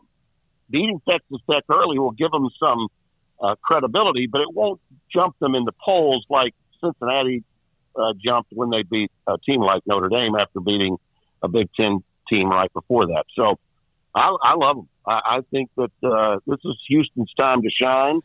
The financial situation for them is so good. That's why Dana left a Power 5 school to go to the American Conference, and now a precursor here for the Big 12. This is going to be a cause game for both teams. Texas Tech is going to, basically have a lot of pressure on it to make sure that they hold ground and make the Big 12 look good. And Houston wants to go in there and say, hello, how do you do? Yeah. And say, we're ready for you in a very big way. Fertitta and those guys down in Houston are set to go and come into the Big 12 with with a lot of pomp and circumstance, and this is a game for them to show out a little bit. Tim, the realignment has calmed down. We mentioned about the California border regions, but things have calmed down. The Big Ten has still not yet officially announced everything, and that's the first pop that has to come, and then whatever the Pac-12 does, if they can, to react to it. It does seem like it is in a calm before the storm. Would you agree? I would, yeah, and I think one of the reasons for that is that the presidents, chancellors and whatnot of the Pac-12 are now waiting to see what George Kliavkoff can do to add some greater value to the Pac-12 for its television negotiations. Remember now, they've got a year advantage on its new contract to the Big 12, and whatever the Pac-12 has up its sleeve, it's on the clock now to get it done. Brett Yormark and the people in the Big 12 have more time, but whatever they do, it'll be after the Pac-12 has done its deal. So the question becomes, the waiting game and who's doing what when to make their particular deal as good as they can make it. And how much is ESPN and Fox, the two primary suitors for college football, how much are they willing to dole out for what the Pac-12 has and for what the Big 12 has? Pac-12 has bigger markets, better markets from a size standpoint.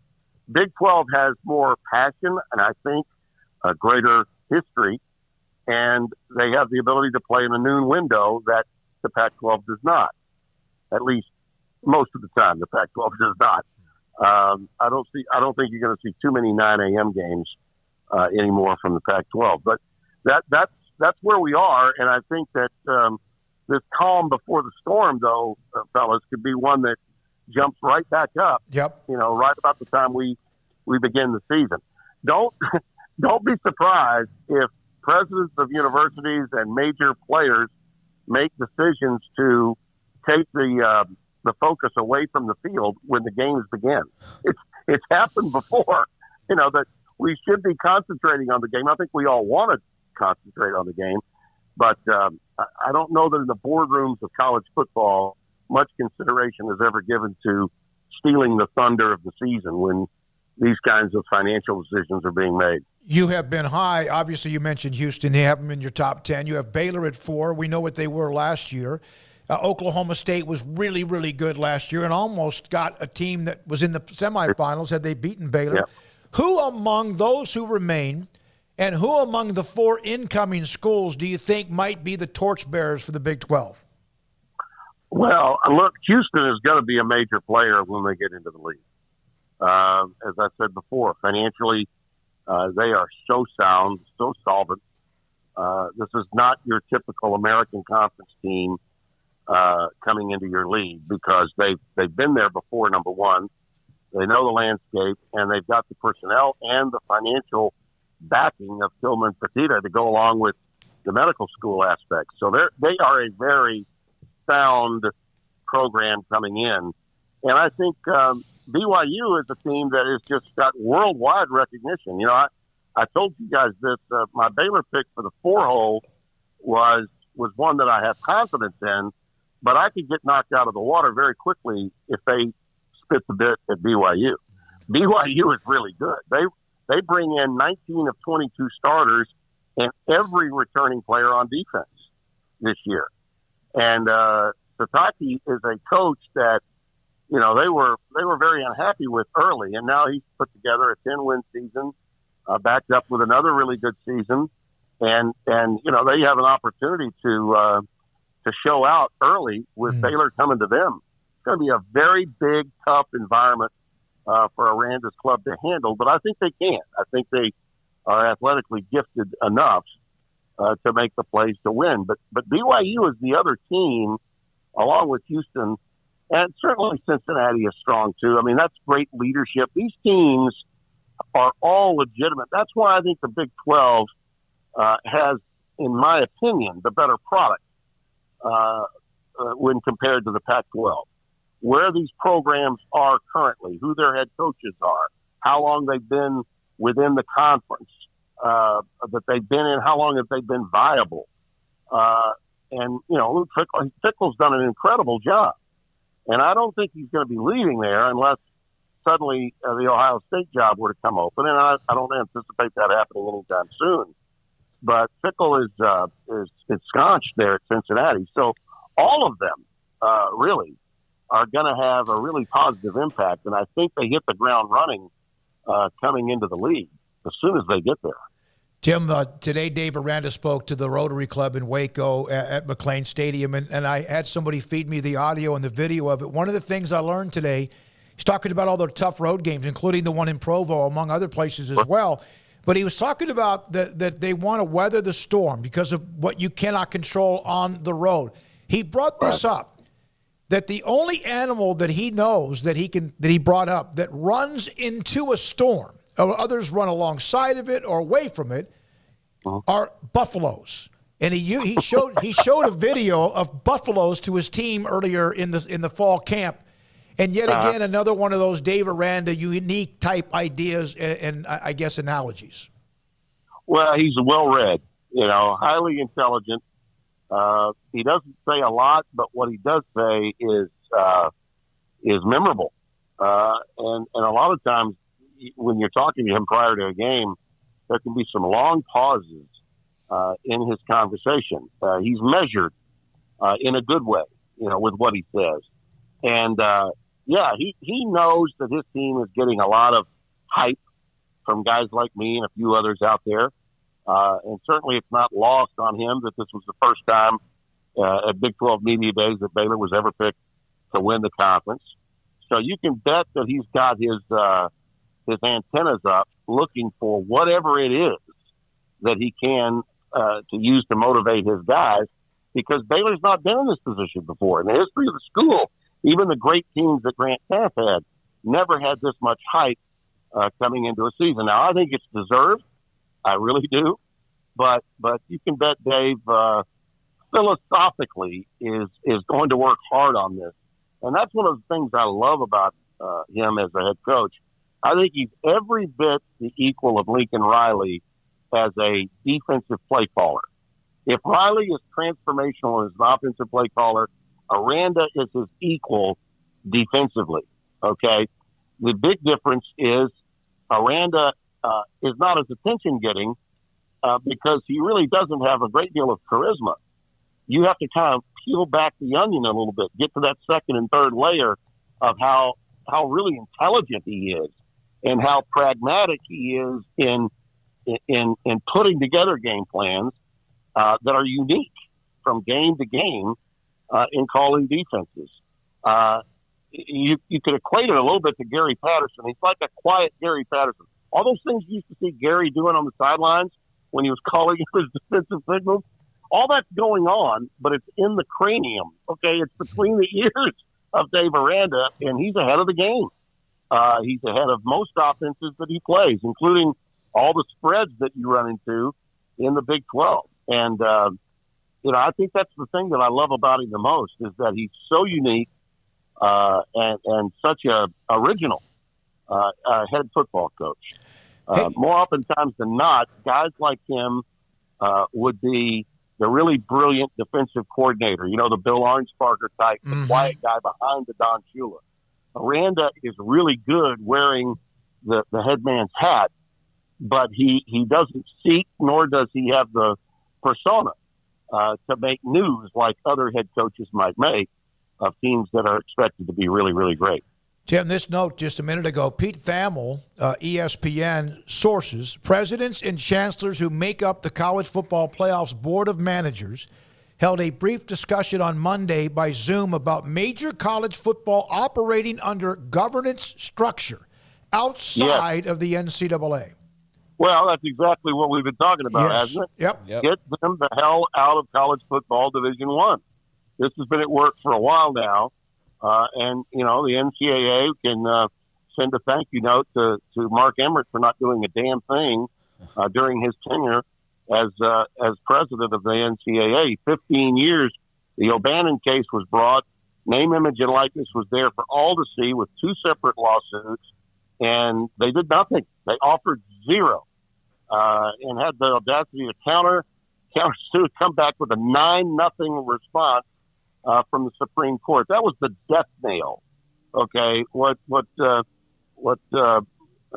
Judge Roberts said in the Supreme Court in the aftermath of that 9-0 decision was the death nail to the NCAA for having any influence over the power conferences involved in Division I college football. And I suspect that this movement means that once we get realignment taken care of, and this is, again, I've been telling you guys how much I thought this was all good, what was going on. Well, the main reason for that is the people that need to be governing college football are the ones that are invested in college football. And that means Sankey, Warren, and the other commissioners of the Power Five, and even the Group of Five. I think guys like Mike Oresco understand, okay, what's needed. What's the next best step? This is what we need to do. Those 10 men and those 10 conferences have a hell of a lot more of a clue of what is necessary. And moving forward now with realignment, all this is going to do is empower and embolden those leaders to move forward to do what's right for the college game, meaning to the NCAA, fine, keep your basketball tournament. It's great. It makes a lot of money for all your member institutions. You can continue to run FCS football, Division II, III, and NAIA, and you can run women's athletics, all the non-revenue producing sports championships. That's fine. Keep on keeping on, but just stay the hell away from Division I college football. And, structurally, it should have been that way from the beginning. We're finally rectifying mistakes that were made after the 84 Supreme Court ruling when they lost the rights for television to the NCAA. These moves should have been more progressive and should have happened 15, 20 years ago, at least, at minimum. And now what you're hearing today is a step towards that. And potentially those that are in governance at the power schools, in the power conferences can put a member, whether it's Commissioner Warren or Commissioner Sankey or Commissioner Yormark, whoever, for a 3-year period, just a round-robin move to let those guys be the, quote, commissioner of college football Division I, so that we have someone to turn to whenever the sport needs answers, a so-called czar, if you will. I think we can do that once we get the NCAA the hell out of the way.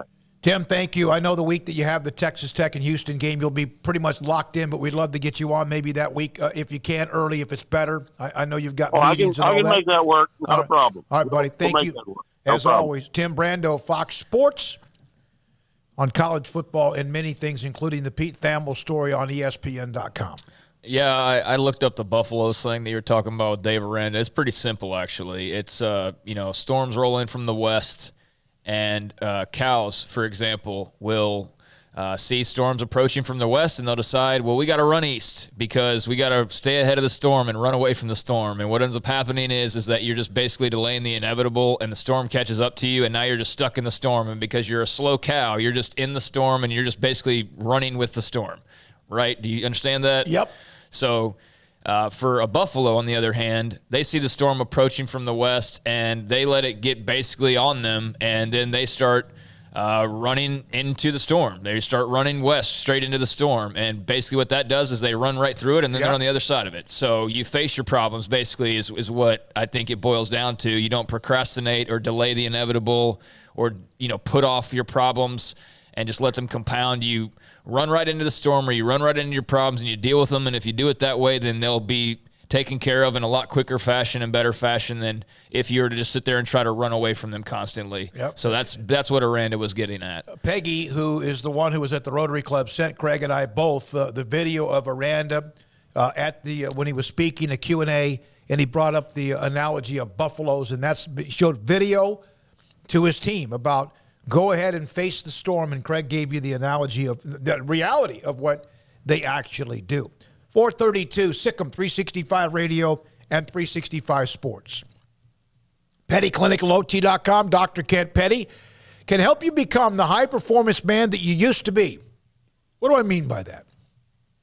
As you get older, Father Time, many things change within your body, and 1 out of every 3 men have symptomatic issues of low testosterone. Could be your sex drive. It could be your lack of any kind of energy, just not the same.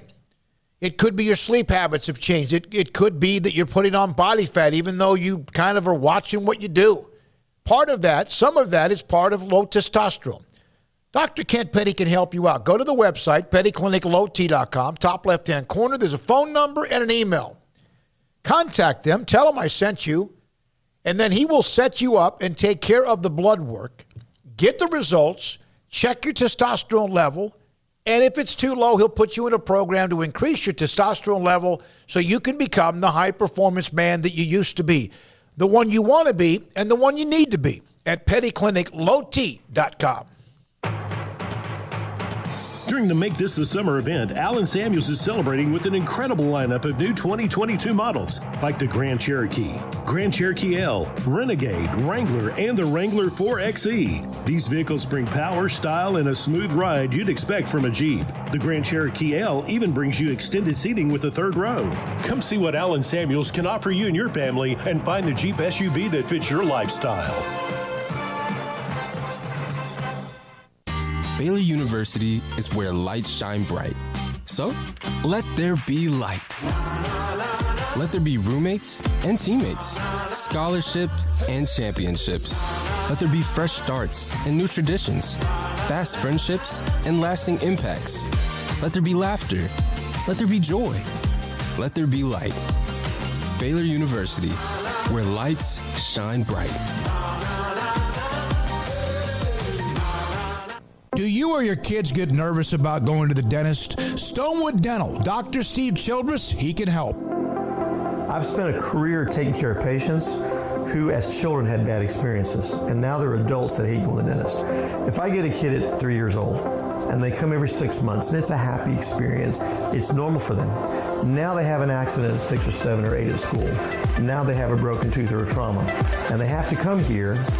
They're used to lights, they're used to water in their mouth, they're used to experience, they already trust us. It's amazing what we can do with that kid without it being a negative thing.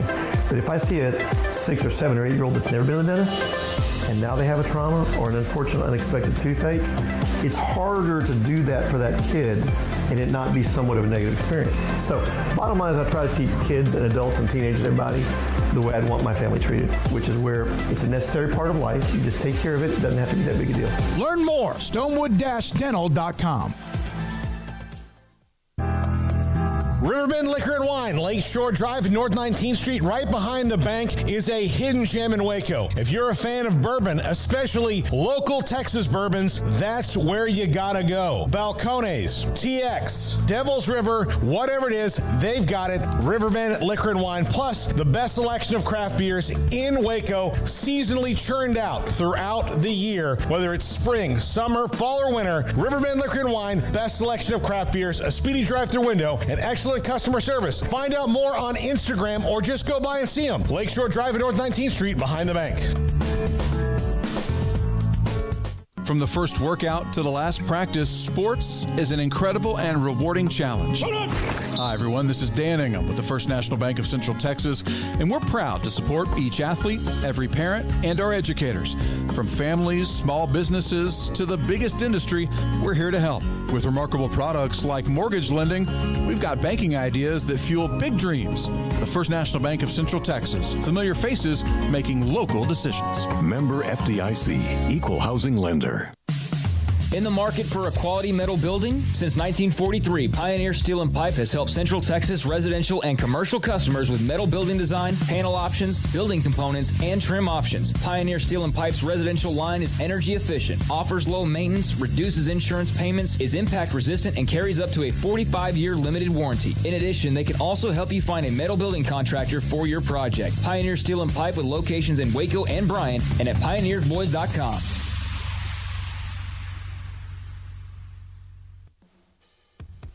Welcome back to Sikkim 365 Radio. Third and goal. Here's Chapin into the end zone, and how about that swagger? Another touchdown pass for Chapin. Ben Sims on the receiving end of this one. The 4 o'clock hour is sponsored by Boozer's Jewelers, the wedding ring store, specializing in custom jewelry and repair, all in-house. Now, here's David Smoak and Craig Smoak. Here we go, Sikkim 365 Radio. Andrew Monaco, voice of Texas A&M, will join us at the top of the hour. Travis Roeder, who's a Sikkim 365 football analyst, will join us in the 5 o'clock hour as well, along with John Machota, who covers the Cowboys for theathletic.com. I just put up a note in the premium section about that video that Peggy sent to us about Dave Aranda, Buffaloes, the Baylor football team, road games, storms, and much, much more. And all of it makes so much sense. We appreciate that. And I just put that up as far as why he used that analogy. Thank you to all of you in the chat room. And there is so much discussion, so many great topics. And yes, sometimes it's fan base against fan base. Some of it is comments about what we, in fact, are covering or hoping to deliver to you. And one of them is a great dude. He's a hell of a damn sports fan. Phil in Vegas was making the comment that Tim Brando just may not even know many of the teams in the group of 5, and yet has Houston at number 10. And what he said about Cincinnati, and also what he said about some other schools, in fact, that are group of 5. And so I'm glad that we had a chance to get Tim on the show to discuss that. Thank you to Polo Bear for the comment on the chat room as well. We appreciate you. I'll get to the text line here in a minute. Garrett, I sent you a tweet that Craig sent me. Okay, Craig, I want Craig to explain this because I'll get confused because I'm not very smart. The tweet that set the realignment world on fire yesterday. So this is TCU Athletic Director Jeremiah Donati, and he just simply posted this yesterday. Some people may have caught on to this, and it was of interest. And it's particularly of interest because it's, I guess expansion time. It's realignment time. And so everybody's looking for one thing. So basically just bringing this up because it turned into a whole thing of conspiracies yesterday that Donati puts out this tweet that he's in Chicago and no real context to that. It could have been for any reason, quite frankly, that he was in Chicago. It's a major city. He's a big athletic director. But because the Big Ten is Chicago-ish, that led people to start to speculate on him being in Chicago for more nefarious reasons, like meeting with the Big Ten to move potentially to that conference, and it just turned into a whole to-do on social media. And the reason why it really turned into that, though, is because he had posted that originally, just that he was in Chicago, and I saw a couple of tweets that were like, eyebrow-raising. But then I don't know if it was the UCLA AD or somebody else on, I can't quite remember, and I can't find the tweet now because the tweet was deleted, which only poured more gasoline on this. So here's how it basically went. Jeremiah Donati puts out just the Chicago, Illinois, I'm here in Chicago, Illinois tweet. The guy from UCLA follows up with like a gif of like, kind of a thing. And that was all it was. That's all it was. But because Chicago is Big Ten country, and TCU is one of those teams that if you look around long enough on realignment, blogs and things like that, you inevitably get to like why TCU makes sense for the Pac-12, why TCU makes sense. You know what I'm saying? They're in Fort Worth, they're in Texas, all that. So you add that in there, and then the UCLA response when they've now made the move to the Big Ten of, like scratching your chin kind of thing, and all of a sudden there was rampant TCU's going to the Big Ten, secret meeting in Chicago. Then that led to, well, if it was a secret meeting, then why would you say that you were in Chicago? Wouldn't you keep it secret? Because the LA schools didn't announce it, and OU Texas didn't announce it prior to that. So is Donati so smart that he's smarter than everybody and he feels like he can troll and still pull it off in the end? Or did he make a mistake and that's why the UCLA guy deleted his tweet because now everybody's onto them? Or is it what it really was, which it turns out that Jeremiah Donati, I think, was just like visiting TCU alums and like in the area and regularly visits Chicago apparently on a yearly basis. And that what I think is what it ultimately ended up being in the end, but not without at least a couple of hours of like, what could this possibly mean? And it was just fascinating to see it kind of take on a life of its own. Also frightening because you saw it take on a life of its own from nothing more than a I'm just in Chicago tweet to Oh, my God. I'm sure his phone's blowing up of like, are you going to the Big Ten? Are you going to the Big Ten? And so I just found that really humorous to kind of watch last night.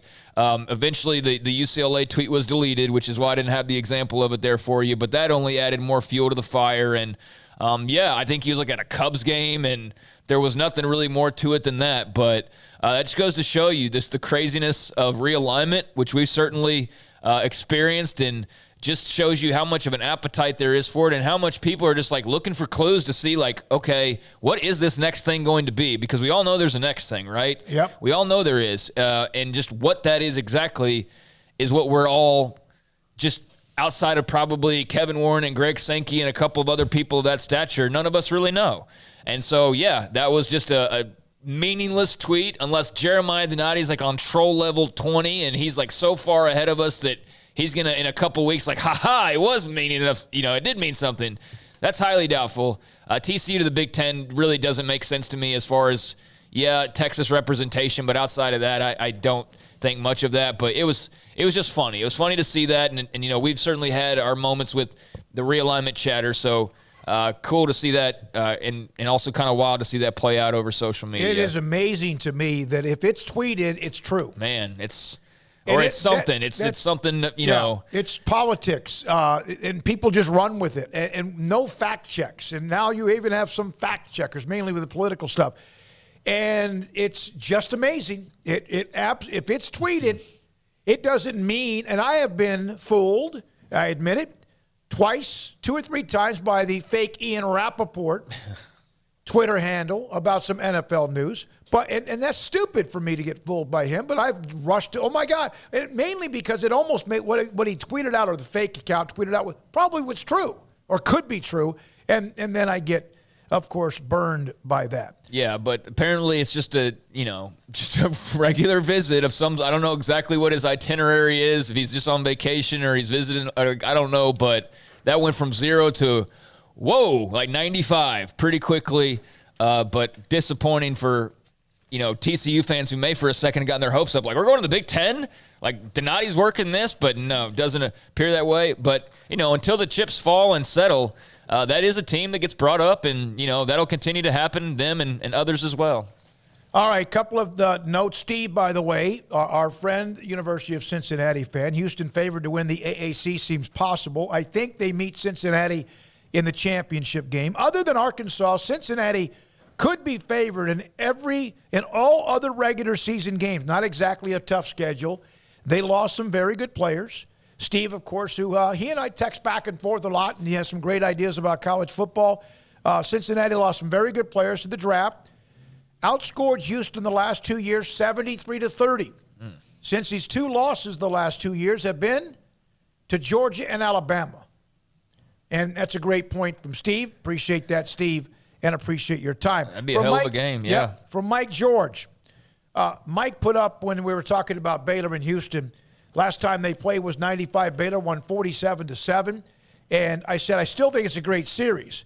Maybe one day you all will do a poll. Once Texas and Oklahoma are gone and the other 4 schools admitted are in place, what do you think will stack up as the best rivalries in the Big 12? Well, Mike, you may have missed that earlier in the show. Somebody texted us about that earlier, and we asked which ones will be among the 8 that remain and the incoming 4, which of them will end up being the best rivalries and the most intense rivalries. And then he goes, may have to wait. If Utah ever joins the conference, you have the obvious with Brigham Young as well. And by the way, happy birthday, Mike. You're 72. We love you. We appreciate your time. Yeah, I think there's a lot of interesting ones. We're based in Waco, so I automatically go to like the Baylor side of things, just by default. But yeah, I mean, Baylor and Houston on a yearly basis, I think is going to be, good stuff. I think that's going to be, a heated rivalry in the best kind of ways. Holgorsen and Aranda go back to the Leach days. The defense versus offensive minded. I mean, there's just a lot to like about that matchup. And then the little tiff, a couple years back during the COVID year when Houston drove up here and Baylor had to cancel. I will say, I don't know what went down with that whole deal, but the Baylor COVID year was like the stuff of nightmares. I mean, that really was. That was like and not even including 2 and 7. Yeah, not even including the record. Yeah. Like they were hit so hard by that. So I actually can say I wouldn't doubt it at all if in the time it took for that equipment truck to get from Houston to Waco that they found out like 20 more guys popped. Like, I really wouldn't doubt that given how bad it was back then. But, I mean, that's going to be really great and intense. I mean, they've got the established rivalries already with, Tech, and I think that one takes on even more importance because of the Joey McGuire factor and the fact that he was on staff at Baylor, and that's where his college career got started 4 years ago. Now took a lot of the not the prominent assistants, but a lot of the other up and coming guys with him out to Lubbock, including like the main recruiting department guys he took out there. So there's some underlying tension, I think, just competitiveness and familiarity there, and then just Baylor Tech in general is it's the Butt Bowl, right? And they're playing it at AT&T every year for a while, but now we're finally back to where it's switching back and forth between Waco and Lubbock, and I do prefer that actually. I do kind of like that they're moving back to that for right now. But I could go on and on. I think there's, just for them alone, a lot of great matchups. So yeah, for Houston to suddenly be in a conference where, yes, they've been playing Texas Tech, but now that's a regular game. Now they play Baylor on a regular basis. Now they play TCU on a regular basis. I mean, so on and so forth. Oklahoma State on a regular basis. And I'm here for it. Oh, yeah, I'm here for it. I could go on and on. I think it's going to be great for everybody involved to have some fresh matchups, but also some familiarity and some new matchups and some reignited matchups. Reignited ones, And I think it's going to be great. From Scotty B, the Baylor King, that's who he is. He's amazing at his knowledge of every sport. He's incredible. Baylor, I will say these are the ones that I would look forward to the most as far as the Big 12. Baylor and Cincinnati. That's what I said, yeah. Big 10, USC, Penn State. It's interesting. USC has been down, but Penn State has been, for them, they had the terrible COVID year, but a lot of teams did. But they get overlooked a lot when you talk about the Big 10, the new Big 10, or even the old Big 10. And James Franklin, a high-rising guy. Now, he's been around a while now. But they do seem like when you think about, okay, who are the ones in the Big Ten? You think of Michigan, you think of Ohio State. Wisconsin gets overlooked, and they're really probably as steady as anybody other than Ohio State. Now you have whatever USC and UCLA become. Some people, Iowa, consistent, and Penn State just seems to be out there, even though, of course, they have one hell of a football tradition. Well, it's Penn State. So we mentioned USC versus Penn State. Head coach James Franklin, who for the longest time was rumored to be going to USC. So that's kind of interesting how that's eventually worked out. Like, yeah, James Franklin and USC, but they're playing each other, and they're both Big Ten members. That's just kind of wild. But, yeah, they played each other back in 2017. Clay Helton defeated James Franklin's Penn State Nittany Lions 52-49 out in Pasadena. But they've only played 10 times in their history. USC has won the last 3 matchups. They played 3 times since 2000, and USC has won every single one of those games. So, yeah, 3 times in 22 years, but now will be somewhat regular. So, yeah, that'll be a cool matchup. By the way, from our web, who's kind of one of our feeds us information, Scotty B's like that, Mike, a lot of people are, Steve. David, by the way, the UCLA hearing is still going. The report was a preliminary report going into the hearing, and I have seen Ben Bolt, who covers UCLA, Mandel at The Athletic, among others, Wilner, and our good friend Jason Scheer with Arizona, the Wildcat Authority, that the overall, whatever is discussed eventually, not sure if that'll be open records immediately, but will be eventually released at some point. You would think in the next, perhaps maybe even by the end of the day. How much of that is in private, I don't know. Well, yeah, they were meeting behind closed doors last I looked. Yeah. So, I don't know what any of that means. And again, I'm not trying to, put a downpour on the fire of, interruption causing this LA dream to get delayed or to die altogether for, one school. But I have a hard time imagining what they're going to do to stop the boulder rolling downhill at the moment. And if I'm UCLA, there's no way. There's nothing that's pulling me back into the pack at this point. If, because of the arrangement with USC, being able to go there together, the financial guarantees, I mean, it just, I understand where Pac folks are coming from that are wanting to fight it, but I don't know what you can really do. So leave it to the lawyers and the smart people at Cal and elsewhere to try and figure all that out. But, yeah, I don't know anything's going to come of that. From Storm L in Dallas, what do you all think of the Pete Thamel report on ESPN, the College Football Playoffs Board, discussing possible potential of restructuring and being separate from the NCAA. Tim Brandon was on with us when that story came out. I've reached out to Pete Thamel. Not sure he'll be available today, and especially since our 5 o'clock hour is packed maybe for tomorrow. To me, it was imminent. Yeah. To me, it was just a matter of time. No different than NIL, no different than perhaps a lot of things we now see when it comes to college football and college athletics. And to me, what you hope, if they don't screw this up, is they discuss it enough in advance without discussing it too much with meetings after meetings. Get it done. Find some way for continuity and structure. To me, that's what you want. That's what you need, because that's damn sure what the NCAA never did a very good job. Yeah, I think there's just too much for them to have to deal with, and they're not equipped well enough to deal with the major issues that they're facing now. I mean, we saw the lack of response or the slow response or the sorry response that they've had to so many of the major issues that have cropped up over the last few years in particular, and things like NIL and, transfer rules and just different things that we've talked about now over the past couple years in particular that have seen major changes. I mean, these were not issues that just suddenly popped up. These were issues that all of us who have followed college football have seen coming, that were going to have to be talked about on a deeper level or changed on a deeper level at some point sooner rather than later. And they, as an organization, just kept kicking the can down the road over and over. It's like the Buffalo thing we were just freaking talking about with Dave Aranda. The NCAA saw the storm coming from the west, and they decided to start running east, but they're the NCAA. They're Buffalo. They're slow. So the storm caught up to them, and instead of, turning left or right and running out of the storm, they just kept running straight, and the storm's just over them the entire time. So they've been in the storm, and they're not outrunning the storm at this point. What they should have done, to Dave Aranda's point, is saw it coming from the west and ran straight west right into that bad boy. And if they had done that 10 years ago, then, maybe the last few years, they're out of the storm and they're in the sunshine and everything's good and college football's not changing massively. But instead, they procrastinated and delayed the inevitable, and now they are right in the storm, and there is no direction they can go to get out of it. There's absolutely none. They're not fast enough to outrun it, and there's no sunny skies anywhere in the foreseeable future. So, they made their bed, and they're lying in it, and now they're trying to find a way to survive and remain relevant.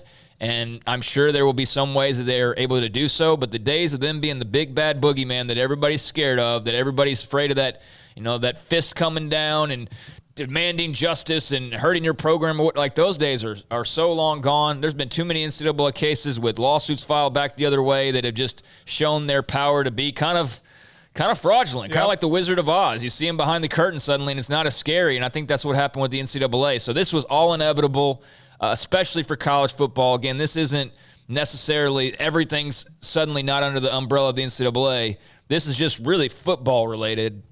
And I think it is fair to say that coaches who have long maintained that Alabama and Texas A&M and USC or whoever don't necessarily need to be, scraping over rules with like Gardner Webb and, Sam Houston State. I mean, there are different levels to this thing. And for the while, the big schools have been playing on the exact same level as the schools who are nowhere in their ballpark. And that's been a change that's been long overdue as well. So ultimately, I'm with most people that this is inevitable and it's long overdue, and this should, if played correctly, turn into a good thing, one would think, for college football in the long run. And not just something where they decide there's just another committee. I hate meetings. I can't stand them. I know that there's some that are important, but there are people who have professional meeting goers, and it drives me nuts. Real quick note, college volleyball, Baylor, very good volleyball team. Texas, of course, has run the Big 12 for quite some time. Baylor is going to have an inter-squad scrimmage with A&M. If you're if you're around the area, you're an Aggie fan or a Baylor fan or whatever, just a fan of volleyball, college-level volleyball, they're going to have an inter-squad scrimmage at the Farrell Center coming up on Saturday at 4. Well, one more go ahead. Shout out to our girl Faith Lynch. Faith Lynch, of course, who's a part of our background support team. And then today it's Jacob Wilson and Garrett Ross, Levi Caraway, and also Emery Winter, who never said hi to me today. Well, she's also a podcast host as well. Yeah, so she check has. out her podcast. Just sports or whatever. Do sports. Yeah. 832, and then we move on to our guest on A&M. Do you think someday teams like Ohio State, Michigan, Penn State, Alabama, Clemson, et cetera, will just form their own super conference? I think we all know that could happen. However, how many of them? instead of splitting with bottom feeders like Rutgers and Indiana. I answered back to the 832, I think I did, but one of the things that I had somebody send this to me a week or two ago, there are charter members of the Big Ten and charter members of the SEC, charter members of a lot of conferences, and I don't know what the bylaws are about that, but there are some schools that, yes, you look at them compared to Ohio State or Michigan or Alabama and Florida or Georgia, and you wonder, hey, I don't want to see them try to screw around. Don't blank with the Vanderbilt or Northwestern or Indiana. That's kind of what, to me, has always been the strength of the SEC, is knowing they're as good as their weakest link. And I hope that never gets to the point where that even becomes a topic. But it's a great question because you never know anymore in college athletics. Yeah, I would like to think that we're at the point where everybody's going to be, satisfied with what they're getting. But this is America, and we've seen the greed that runs rampant through college athletics. So, no, I'm not going to rule out the possibility that like a decade from now, Alabama and, the rest of the crew, Georgia, Tennessee, Florida, Texas, and Oklahoma at that point, they look around the room and there's like Vanderbilt. But look, the academic component means something. But are they going to want to always, split the same money just because Vanderbilt, and I don't even want to pick on them, but you know what I'm saying? Like, the teams that are typically at the bottom of conferences, I know there's been that same thought with the Big Ten of like, well, Michigan and Ohio State and USC and others eventually, care that much about Purdue or, Northwestern or whatever. But, that's similar in that there's the academic component and things like that. So I understand where that's coming from. I would say I have a hard time seeing just teams getting booted out. If they did go the full soccer model of like relegation, that would make some sense. I don't know about going that far with it, though. I mean, I think that's a little bit too much. To me, before it would ever get to that point, and I don't want to see it get to this other point. I really don't, yeah. Is where they have uneven distribution. Yes, that I could see. And that might happen where the bullies just get more. And they say, yeah, we want you to stay in here. You're still going to get a bunch of money. But even then, I just hope that doesn't happen. There was that for a while in the Big 12, and it always created anxiety and also a lot of frustration, and no one could trust each other. Shocking. That's why they've been rated as many times as they have been. When we come back, Andrew Monaco, voice of A&M, next on Sikkim 365 Radio and 365 Sports.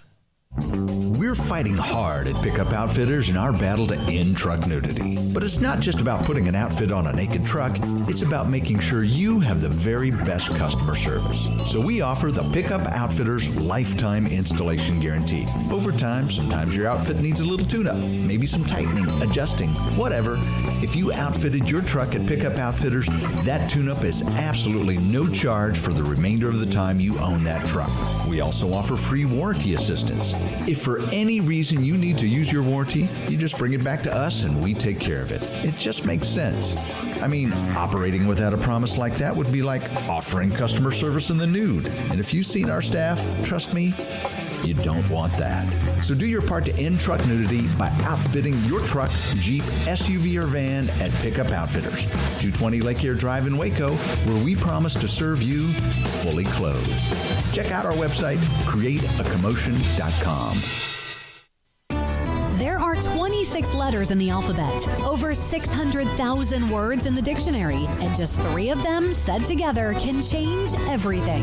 Let's order pizza. Those 3 words lead to dough made from scratch and 3 fresh signature cheeses that blanket golden crust in a heavenly melt on Marco's Pizza that'll blow your mind. So visit Marcos.com to order and stop by Marco's Pizza in Belmead, China Spring, Woodway, and in Robinson.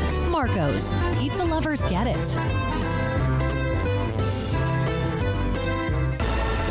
Did you know that Waco Regional Tennis and Fitness is a partner of the City of Waco? Did you know that we are open to the public?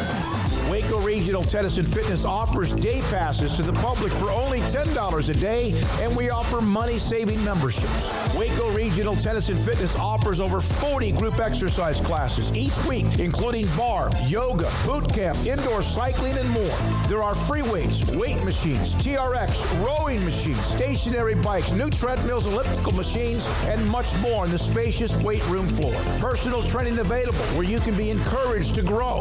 Sauna, whirlpool, tanning bed and kids club, 17 tennis courts, 8 pickleball courts, youth and adult tennis and pickleball lessons. Waco's premier experience, where you can help your mind, body, and soul. Visit our website at wacotennis.com. Call us at 254-753-7675 or visit us next to Hawaiian Falls on Lakeshore Drive in Waco.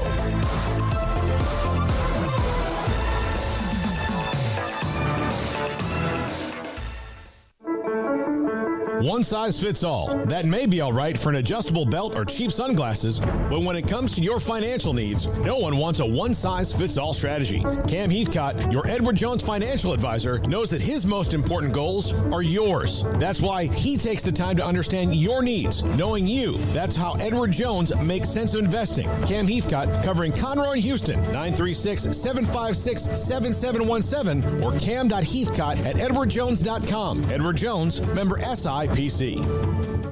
Brad Boozer's Jeweler, joins us on Sikkim 365 Radio. I've seen people walk in there. First of all, you have so much to show, whether necklaces, bracelets, rings. You have the watches. You have numerous great watches as well. You really have pretty much everything, don't you, when it comes to jewelry? That's correct. Kind of a one-stop shop and all. And the fact that we have the 2 jewelers on staff, the repairs we can do, the fixing of your jewelry, and the remaking of any jewelry has really set us apart from anybody else. You want to know why they're successful? Brad Boozer, the owner of Boozer's Jewelers on the corner of Valley Mills and Lake Air in Waco.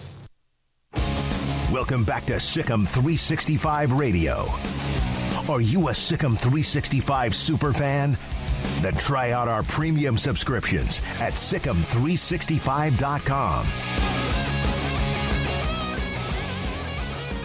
Sikkim 365 Radio, 365 Sports. This 5 o'clock hour starts with Andrew Monaco, voice of the Aggies, who joins us on the show today to open up this last hour. Andrew, is it really your 4th year? Has it been that long? I'm going into year 5, and there were a lot of people in the pool didn't think I'd make it into my 2nd year. So I'm feeling kind of fortunate right now. Well, that's great. I mean, congratulations, and I know that it's a great time to be doing that, any time to be doing that. I know there's the question about the quarterback, and that's obviously a big deal. When do you think that Jimbo Fisher, if at all, will name a starting quarterback? I think it's going to be before game week, before Sam Houston week. I think you want to have your number one prepare for that week and go up against an opponent. So that gives you or gives Jimbo about a week and a half, right, of camp before you transfer from camp attitude to game week attitude. And that's what he kind of did last year with Haynes King and Zach Calzada. Now, look, Jimbo over the course of this camp, Haynes will run with the ones on one day, and the next day it's Max Johnson who runs with the ones. And it's going to be that competition. But I really don't think it's going to last until the season. I wouldn't think so. It could, but I think Jimbo likes having a number one and then knowing who the backup is and going into, once you get into that game, as opposed to continuing this battle for number one. And he's big on, it's not so much someone loses that battle. He's really big on who's going to win that battle. And as he says, he's going to choose some of it, but he knows that his team will choose the number one quarterback as well. Andrew, top 10 ranking in pretty much any poll you look at for A&M. There's some people that will argue for or against, just like with multiple other teams throughout the polls. But does this have the sense to you of a top 10 team in the making early on? Yeah, it does, especially watching them in camp. They are deeper and more talented in every position than since Jimbo's been here, which, there were a couple of years you're holding your breath if a linebacker had gotten hurt because you weren't sure who was going to come off the bench and play that role and be in that starting role. But I mean, it's interesting because they weren't content with 8-4 because Jimbo said even before the year, look, if you beat Alabama and if you say that you're going to go 11-1 and you beat Alabama, you tell me who we're going to lose to. And will that make you happy? That was his point about not finishing last year. That was the disappointment. But what that win over Alabama did was really catapult them and this recruiting class. And now that recruiting class and all that momentum is now on campus and on the field. Look, there's a lot of questions. There's always a question. I don't care what team you are. Questions have to be answered. But one question that I think has been answered in this camp is, are these new freshmen in their first camp. Are they ready to compete? You better believe it. I think that leads to that excitement, and I think it's a fair ranking coming into this season. It's hard for the guys coming in from high school to play on the defensive or offensive line because it's just the physicality of it. Doesn't mean it doesn't happen. But I have seen a lot of chatter, as expected, with Evan Stewart. Is that correct, the wide receiver? Yes. Yeah. Does not look like a freshman. It's funny. My partner, Dave Elmendorf, a couple years ago, I said the same thing to him about Damani Richardson, who came back and is the starting safety for the Aggies. I said, if you did not look at the roster, you would never know that Damani was a freshman. I feel the same way for Evan Stewart. Guys, and I'm serious about this. Evan Stewart, at the beginning of camp, I thought, you know what? They're all going to get their reps by going in numerical order. Well, as we continue through camp, Evan Stewart is still the first wide receiver in a drill. And you guys know that if you mess that up, it makes for a miserable period. I give him a lot of credit for doing that because it's a lot of responsibility being that first guy in a drill. That tells me that he knows the playbook. He knows what he has to do, and he's got that, obviously the athleticism. Now he's got to combine that with knowing the playbook and the technical aspect. But it sure seems like these quarterbacks have thrown to him for a while, and he looks like he's going to be the real deal. Andrew, some big contributors that are gone off of last year's team, looking at Isaiah Spiller, looking at Jalen Weidermeyer. How do you see I know they're talented at running back, they're talented all over, but kind of how do you see this I guess, evolving without the likes of familiar faces such as those two?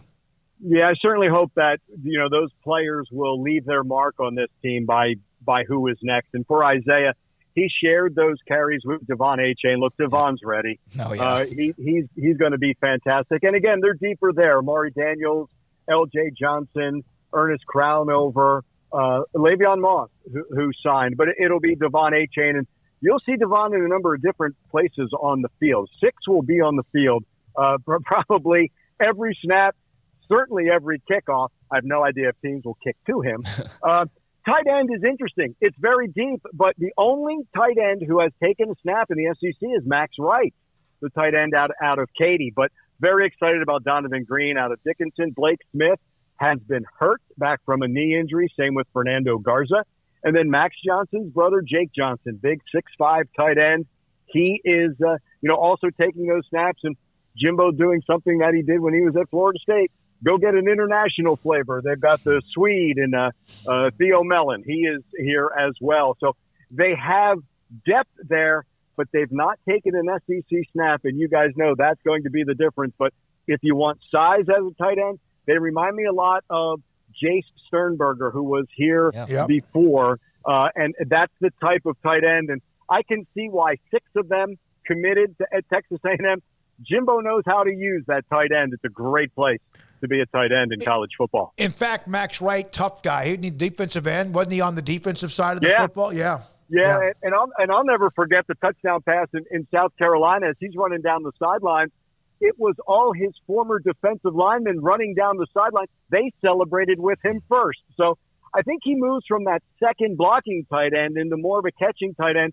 And you guys know it takes a little bit of time to get your body from a defensive lineman's body to now that tight end body, and he certainly looks more like a tight end than he has in the past. If everything is equal at quarterback, and we know Haynes King, we covered him in high school at Longview, and I know last year he got hurt very early. But if everything is equal with the transfer, Johnson from LSU among the others now on the roster, who would you go through if they all were about the same? Haynes King has been coached by Jimbo Fisher, and I mean that seriously. He saw Kellen Mond get coached by Jimbo. He's been coached by Jimbo. Max Johnson, though, has had the most SEC experience, but it's a brand new playbook. This is the interesting thing about the quarterback room. A coach's son and a quarterback's son. Mm-hmm. And then you have Connor Wigman as well, who is talented, but really has to learn both of those things. I wonder if the experience of Haynes being here at A&M gives him a little bit of a boost, a little bit more forward for that.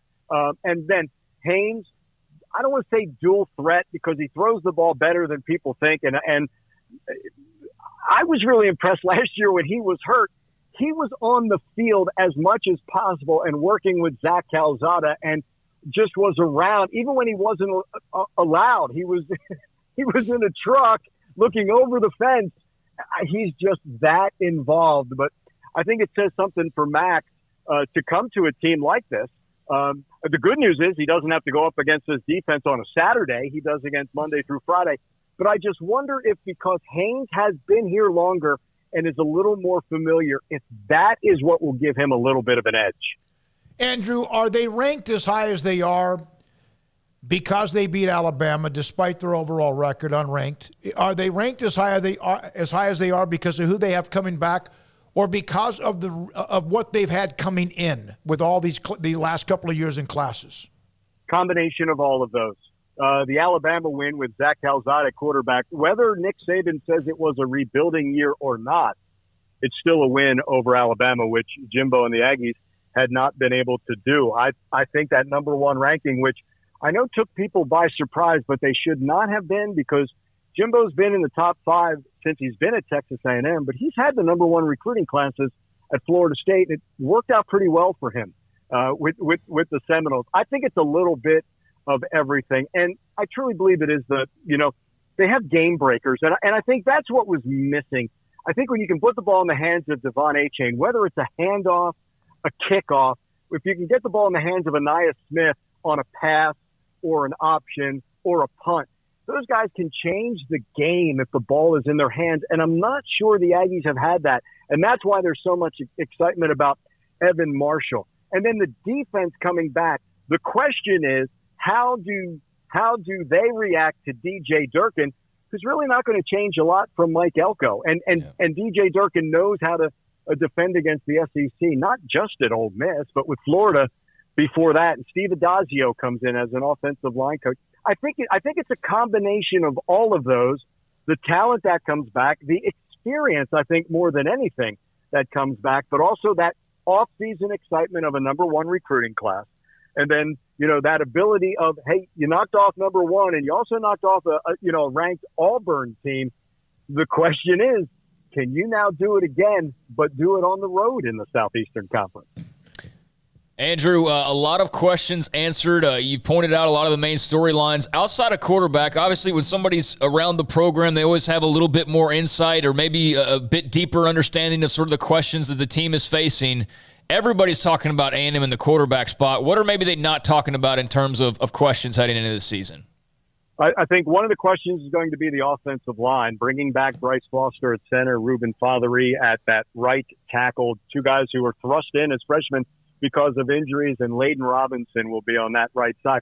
Look, Kenyon Green's going to be a tough guy to replace. I know you can put a body there, but I don't know if you can put that versatility of Kenyon Green, and really happy that he is with the tackles. And then also the guard, but also the left tackle. I think the left side has to be something that has to be solidified. Trey Zune is someone who got hurt massive at 6'5". He may find himself at that left tackle position. Jordan Moko, an Australian, could find himself at left guard, but Aki Agumbi. And then you guys mentioned, I'm with you. I think it's hard to be a freshman and play. I think you can play in those first couple of games, but then with Miami and the SEC, I think the speed of those games and the strength every single time.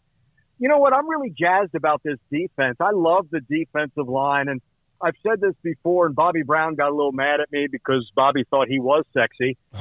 Defensive tackle is the most unsexy position in football. Don't you think? In that you never talk about it, but I don't think you win without great defensive tackle play. And McKinley Jackson is healthy, and Isaiah Rake played in a number of important snaps last year. It's not like he just came in at end of game. He was in the crux of games. Now, you do have to replace DeMarvin Lee Allen. You do have to replace Michael Clemens, and that's not going to be easy. But I think when you have those stalwarts, and you guys know that front four can help your back seven. Oh, yeah. So excited at linebacker with Edgerrin Cooper and Andre White Jr. And then that back end, I think Miles Jones coming back for his 6th year. I think Damani Richardson at safety helps anchor a defense that really – one of the reasons why Jimbo plays the offense he does, that pro style, so the defense doesn't have to be on the field that often, but Lord knows he's got some game breakers. He's joked in the past, I wouldn't mind a one-play 75-yard drive every once in a while, for that defense. But in the past, that defense was on for so many plays.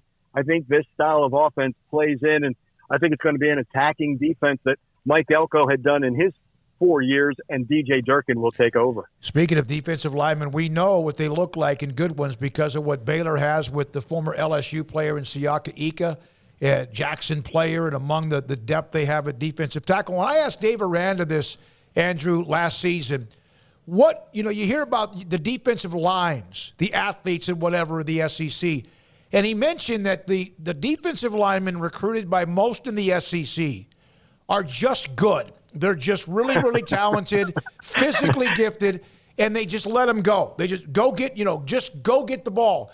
And in the Big 12, you may have some of those guys, but it's more scheme-oriented. That was very intriguing what he said. But in the SEC, just let the guys go. Just turn them loose, snap the ball, let's go. Jimbo Fisher has always said you win in the SEC with the guys with the hands in the dirt, and those are your two linemen. And Dave Aranda is absolutely correct, and he knows that.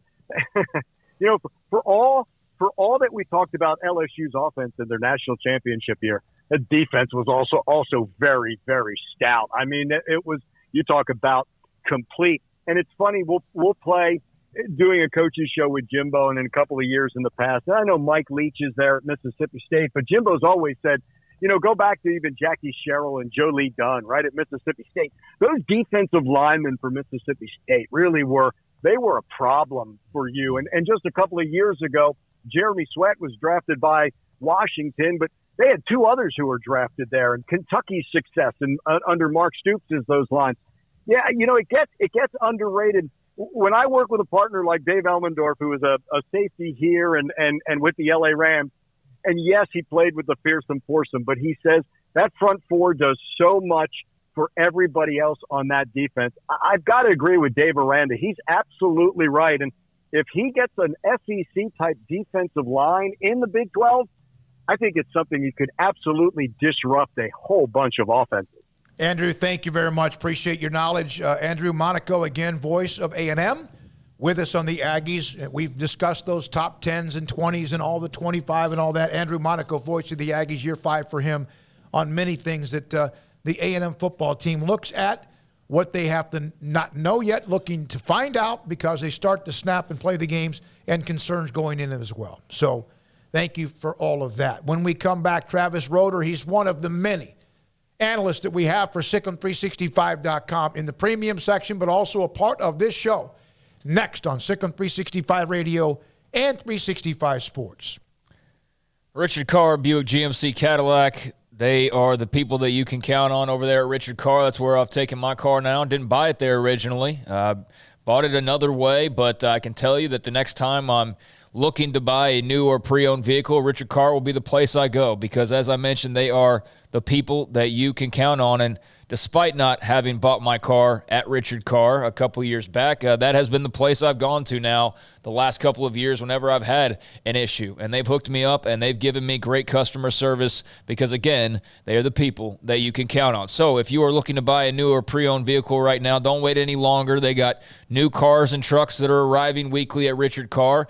If you are in the mode of buying a new vehicle, well, get in line and then cut in line. And what I mean by that is get closer to the front of that line, cut in line by getting your name on the inbound vehicle list. Basically, you call up the dealership or you go by the dealership, you tell them, hey, I'm looking to buy this type of vehicle that you guys sell, and I know it's not available right now because supply chain issues and chip shortages and everything else, but I want this car. This is what I want. They'll put you on the inbound vehicle list. It's your placeholder, and as soon as that car, truck, or SUV that is new is available and headed to the lot, you will be the first, they call first come, first served to get in that vehicle. So that's the quickest way right now to get into a new vehicle of your choosing is to get them on the inbound vehicle list. But if you need a car today, you don't have the time or the patience to wait, they have used or pre-owned cars and trucks SUVs all over the lot. 95 quality pre-owned cars and trucks currently in stock over at Richard Carr. They've all undergone a 172-point inspection, and they will pay top dollar on your trade. They've got dozens of lending options, and they love to say yes to loans when others say no. So if you want to drive your current car longer, there's another option for you that I can speak to. Great customer service. So whether you're looking to buy new, get on that inbound vehicle list, buy pre-owned, they've got dozens of cars, trucks, SUVs in the lot right now. You can contact them and get to work on trying to make one of those yours, or your current vehicle, you're just looking to maintain it and keep a little longer because it's not time to buy a newer pre-owned vehicle right now. They can help you out on that part as well, providing superior service for the life of your car. 23 years in Central Texas, reputation as the people you can count on during that entire time as well. Log on to richardcar.com today. Call now or go see them now off Highway 6 at the Imperial exit. TFNB Your Bank for Life is the official local bank of Baylor Athletics. Find out why more Central Texas are making TFNB their bank for life. Sign up for our Edge checking and savings accounts to earn interest or cash back. With 5 convenient locations and an award-winning mobile app, banking has never been easier. TFNB Your Bank for Life. Member FDIC. Automatic Chef Canteen is a full-service micro-market vending and office coffee provider with state-of-the-art vending equipment, a wide variety of products, and offering custom-fitted micro-market vending office coffee solutions for your employee break room. You want a full break room solution and a workplace oasis? Well, Automatic Chef Canteen, locally owned and operated for over 50 years in Central Texas, also includes in-house mechanics on call 24/7 for fast, reliable service and maintenance. Automatic Chef Canteen, 6900 Imperial Drive in Waco, or online at automaticchefcanteen.com. Don Humidor, your home with a 48-foot walk-in humidor with the elite cigar brands from around the world, including the #1 cigar of the year, Aging Room Cuatro Nicaragua. Plus, they have the great brands like Macanudo and Artur Fuente, Rocky Patel, Aston, and so much more. CBD, great for sore muscles, aches and pains, sleep, Vita Dreams, and anxiety, mild depression, general health and wellness. Their staff very knowledgeable on the subject. If anyone is curious about CBD, ask Carol and Ashley. Don Humidor in the Townwest Shopping Center off Valley Mills in Waco.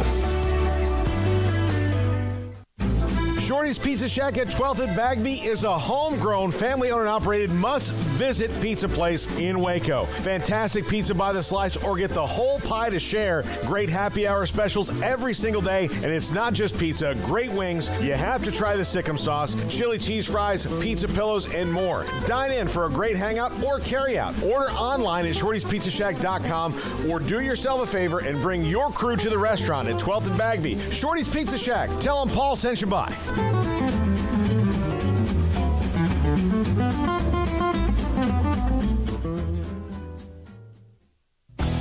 Three Nations Brewing Company has 16 different beers on draft with a new beer every Friday. It also offers 2 air-conditioned tap rooms, a large indoor beer hall, a second-floor mezzanine offering a great overview of the brewing company and equipment and patio where you can relax under the shade. Plus, you can now experience the new Three Nations Beer Garden Grill on our shaded patio. Grab a cold beer and enjoy a bite from our freshly prepared and delicious menu. Street tacos, quesadillas, freshly cooked burgers and dogs, and veggie burgers too. State Fair tornado fries, nachos, and so much more, all prepared and cooked on site. So come visit the award-winning Three Nations Brewing Company on East Vandergrift off I-35 in Carrollton.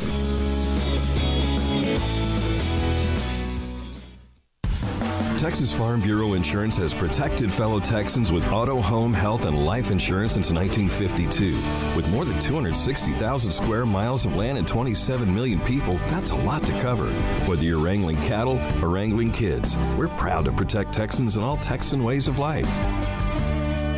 Stop by and see our agents at one of our 3 McLennan County locations. Coverage and discounts are subject to qualifications and policy terms and may vary by situation. Welcome back to Sikkim 365 Radio. Check out the 365 Sports family of channels on YouTube. Brought to you by TFNB, your bank for life. Travis Roeder, one of our college football analysts, analyzes Baylor, but also so much more than that. Joins us, Craig Smoak, David Smoak, Sikkim 365 Radio, 365 Sports. Insider notes, he posted this yesterday in the premium. Fall camp beginning to wind down. Travis, you were at practice, I think, Monday, or what was it? I guess yesterday's Tuesday. And your thoughts, let's start with Matt Jones, because you wrote a feature about the possibility of how good he can be. Yeah, I mean, Matt is I was skeptical. I remember a kind of a 2-beer laden tweet I had during the Sugar Bowl when I said, do not move Matt Jones from outside linebacker, keep him there. Because I know they've been kind of flirting with having him at inside linebacker for the past couple seasons, but he's just been so good playing that jack outside linebacker position. But I had a chance to talk with Ron Roberts last week and, got his vision of what they see from Matt Jones playing that inside linebacker spot. And for any fans listening, anybody who followed the Big 12 last year, Matt Jones is going to be the replacement for Terrell Bernard. He's going to be playing that same position. And, I think it's kind of exciting because I think him and Terrell have pretty different skill sets. Both are really good pass rushers, but go about it in a different way. Matt Jones should actually be a lot better in pass coverage than Terrell was. Matt is just a much more fluid guy, better in the open space. But is he able to kind of harness that diabolical playing fast energy that made Terrell so good? I mean, Terrell, remember, was an undersized guy, not the most athletic guy, but he would pop the shoulder pads of a 300-pound offensive lineman, no problem. So I think the energy that Matt plays with is going to be crucial. But I think when we look towards the end of the season, we're going to see, Baylor's got another all Big 12 linebacker on their hands, and it's Matt Jones. Travis, I know one of the guys that you talked about a bit was Will Williams, and it just got me to thinking with the changeover in the secondary as well, and a lot of veterans now playing in the pros, who is a guy or two or three or four, however many you want to name, that come to mind that is that next wave of defensive players that we need to start getting used to calling their name on a regular basis? Who's the next men up, so to speak? Well, I guess if we're specifically talking about, I think we've talked a lot about the defensive line this offseason, right? So I think a lot of those names are a little bit more known to fans and listeners. Apu Ika, obviously. Gabe Hall is another guy who could be a high draft pick if everything goes right for him this season. Jackson Player. We've talked about them quite a bit. I'm pretty out there in my belief. I talked about last time I was on with y'all that I think Al Walcott he's not Jalen Petrie, but I think he's the closest thing they have to another Jalen Petrie on this roster. I was looking at Jalen Petrie's stats from last year, and they're kind of ridiculous. I mean, he had 15 tackles for loss, 3 sacks, 3 interceptions, 8 passes defended, a bunch of tackles. The dude was just a machine all over the field. He had 3 forced fumbles, 3 fumble recoveries. Mm-hmm. So I think if Al Walcott can get 70% of the way there, that is still a first or second team all Big 12 level player when you think about it. Obviously, 70% of the Big 12 defensive player of the year is getting pretty far. So I'm pretty high on him because I just think he plays, you need those playmaker instincts there. And a couple other guys I guess just worth mentioning is I think, Devin Neal is a kid they actually flipped from Cincinnati a couple of years ago. This was obviously before he would have known that they would eventually be a Big 12 team. He's from up there in Kentucky, but I think he's probably one of the most physically talented and combines it with a real game intelligence, very cerebral player. And so I expect him to be, I've kind of said it, but I think by the time he leaves, which will probably be after the next season, so he has a couple years remaining, I think he's going to be the best Baylor safety that they've had in the past 10 or 15 years, and that's including guys like J.T. Woods. So I'm really looking forward to seeing what Devin Neal does this year. Travis, I saw the note, and it flashed in front of me, and probably with my concentration level, it just disappeared. But I do remember it. What did you say about A.J. McCarty and his miles per hour?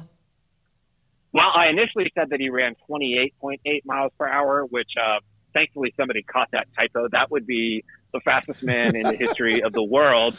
But it was actually 22.8, which is I think it was Jerry Hill's article. I know that, and I think he included in there that was the fastest GPS recording they've ever had from a Baylor player since they started tracking those, which I have to imagine they've been doing that for at least 4 or 5 or 6 years now.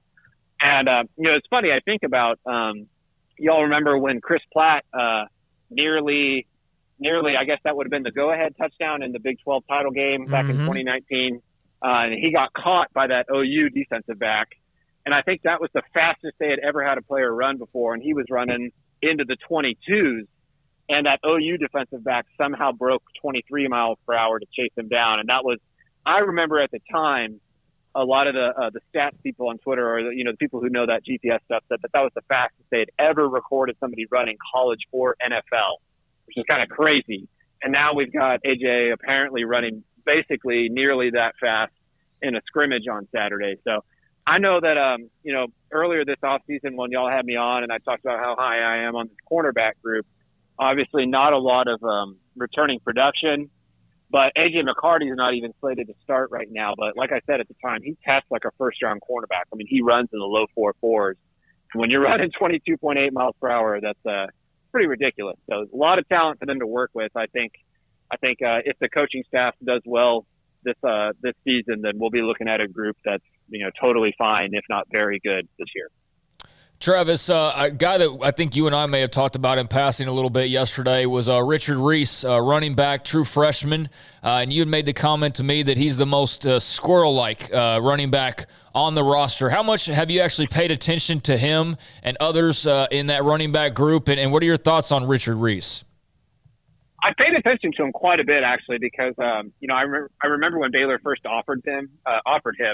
And a couple friends of mine were like, oh, I don't see it with this kid. He's so small. And I kind of stuck my neck out there that I was like, look, this kid's going to be ready to play right from the get-go. And so I've kind of been on his bandwagon, since he committed. And he's a real interesting prospect because he's out of Belleville. Y'all would know what classification that is, but it's not big.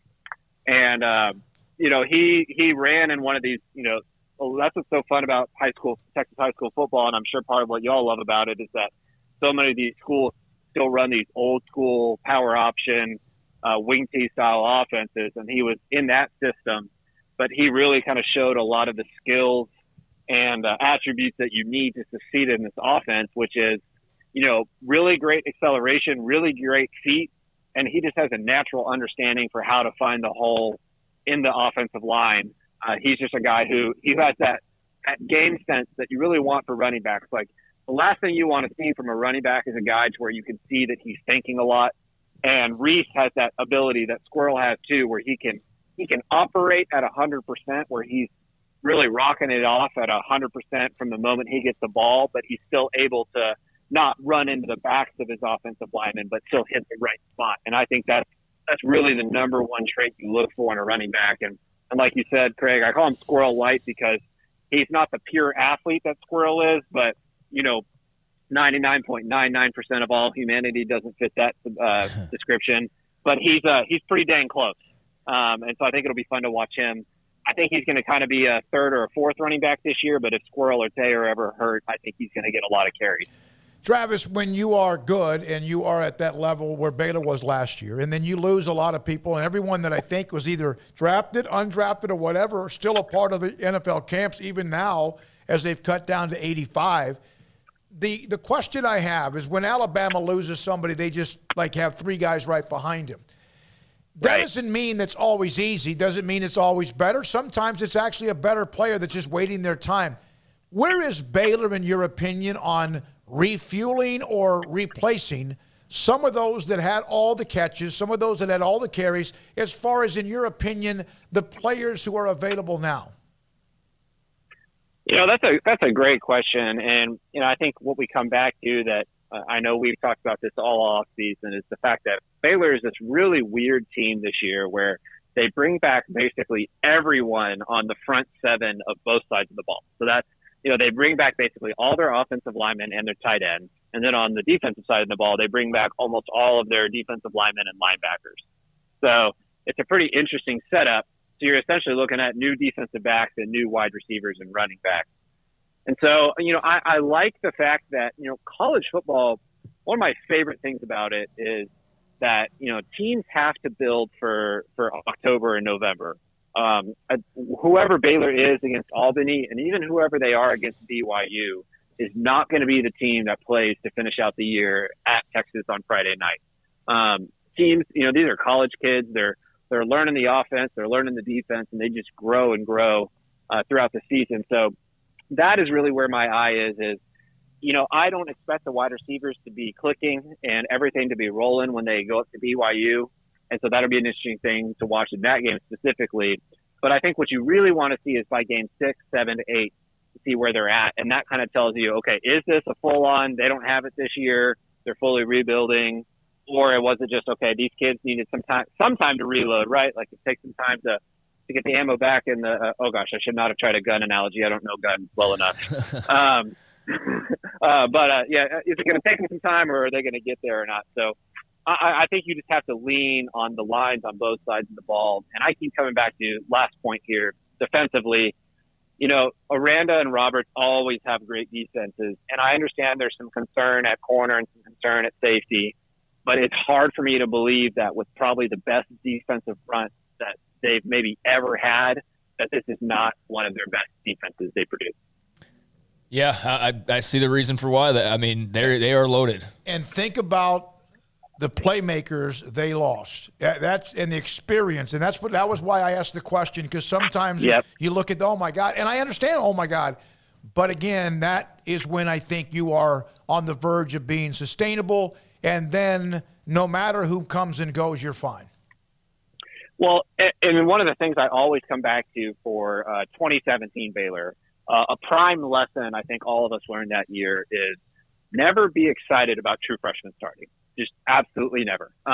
Maybe you have one or two guys who fight their way to the top to make it work. But I remember one of Matt Rule's first press conferences before, the first game of the season. He was like, Terrell Bernard's fighting to start. And, I can't remember all the guys from that team in 2017, but he listed like 8 or 9 or 10 freshmen that were getting ready to start. And so that's what I like about this year is that I don't really think they're going to be relying on many, if any, true freshmen. I think any of the true freshmen who play this year are going to be kind of in a support reserve role and maybe getting a spot start here or there. So yes, they're rebuilding, but a lot of it is with talent that's been here for a few years. And so, yeah, you would expect an adjustment period, but it's not like they're counting on some kid who, was playing in 4A last year to be their lead guy this year. So, Travis, you obviously love football, and I could tell just when you're out at practice you love, especially, sitting over there or standing over there, seeing Jeff Grimes and him doing what he's doing. And we're kind of limited. Like, we can't walk over to every position group. So I was curious if you could saddle up, like, right on the hip of a particular position coach, and all practice you got to just sit there and be right in the middle of everything, listening to them go through what they go through. Who would you pick and why? Oh, I mean, it's got to be Grimes. Okay. Mateos is right there. And, there's a few of them that I've never just, what I'm talking about here, Craig, just by the geometry of the practice field. I'm never really close to Dallas Baker, so I'd be curious to see what it's like to be next to him and a couple of those other coaches. Juice has an absolutely amazing voice, like you can hear across the field. So I'm sure it'd be fun to be by Juice Johnson, the running back coach. But Grimes just has this, I put it in my notes. He doesn't say it every sentence, but every sentence has this air of like, hey, I'm telling you what to do, and I expect you to do it. And if you don't do it, it's your fault. And that's not and he's not really being hard on kids, and you can tell. It's just like, I'm asking you to do this. This is the expectation. But he's able to, I think all great coaches have that they can toe the balance or toe the line there between they're not coming off too hard, but they're asking a lot of their kids. I mean, I think that's what players want. That's what extra kids want is they want, they want responsibility to be thrust upon them, and they want to be able to meet the moment. And so I think that's what Grimes does. And obviously he just has an amazing voice. So I think it'd just be really fun to see him, how he taps into that throughout a whole practice for keeping his kids motivated. And, I think we've talked about before, we'll see what happens with Jeff Grimes this offseason, but that's part of a big reason why I expect him to be a big candidate for a big-time head coaching job pretty soon, because not only is he a great schematic mind, but he has all of that kind of gravitas and leadership ability that you need to be a successful head coach. Yeah, we had that mixer, a couple of weeks ago, and I stood in front of him. I hope I didn't wasn't jaw drop, but it's just great to listen to him talk football, some of the stories he said about Zach Wilson. Big booming voice. Yeah, he's very confident. Yeah, I got a question. And he's a legit 6'4". Yeah, he's a big dude. Yeah, I had a sore neck the next morning. Hey, Travis, we know how talented Squirrel is. We know what you think of him and what he might be able to do, but the bottom line is your best ability is your availability. What happens? Are you still, he is someone that has battled that, and sometimes guys just do. Right. Your thoughts about if, in fact, he's not 100%, what does that mean to you? How much does that disappoint you? Well, I mean, first, I would say it would just really disappoint me for him. I think, we'll see what happens with him long-term career-wise, whether, how much of a shot he gets in the NFL. But by God, I hope that we at least get one season for him to really put it all out there, because I think it's going to be spectacular if it happens. But really, I think your question brings up two major points, which is, you were saying your best ability is availability, right? That's what Abram Smith proved last year. Mm-hmm. I mean, there were so many games last year. The Texas game comes to mind. He had that beautiful play where he spun out of the backside linebacker and took it to the house. And you could just tell, I mean, he was hurt. Like, he was limping, but he was still outrunning the secondary. That dude was a warrior that was there all the time. So I'm curious for Squirrel. His injuries previously have been major, right? He's had a couple, I think he had a torn meniscus and a torn ACL, if I'm not mistaken. And so I'm curious, when his ankle gets rolled up on and he's playing with a sprained ankle, does he still have enough of that explosion and acceleration to be a dynamic running back? That's a big question for me. Or, his hands messed up. If you remember back to your high school days, doesn't feel good when the face mask crushes into the back of your hand or in your arm and stuff like that. So all of those things that Abram proved he was able to play through, I'm really curious to see if he's able to do that. And then the second aspect of that is, if he's gone, I think Tay McWilliams becomes the dude. And I do expect Richard Reese to kind of fulfill a smaller version of the Squirrel role, where maybe he's getting 5 to 10 touches a game. And then Baylor's got a few other options like Jordan Jenkins out of Lindale and stuff. But I am slightly concerned about running back depth. They have the numbers. I think they have 6 scholarship players there. But a few of those guys, I'm just not sure if they're ready to play at the level that Baylor would need them to be if they want to compete for a Big 12 title this year. So I think they have 3 or 4 guys they feel good about. But you usually go through 3 or 4 at least in a season at running back. So that'll be interesting to watch the timing of when those guys are hurt.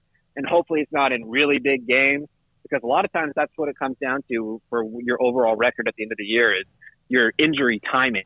So hopefully those guys stay healthy all year. Hopefully Squirrel gets his big, massive year. But running back depth is a concern for me. Thank you, Travis. Great stuff. Appreciate it. Travis Roeder, Sikkim365.com, football analyst for us. The running backs, I think, are going to be speaking tomorrow after practice. They have the media session. No, there's not TV or not media today after practice. There's not?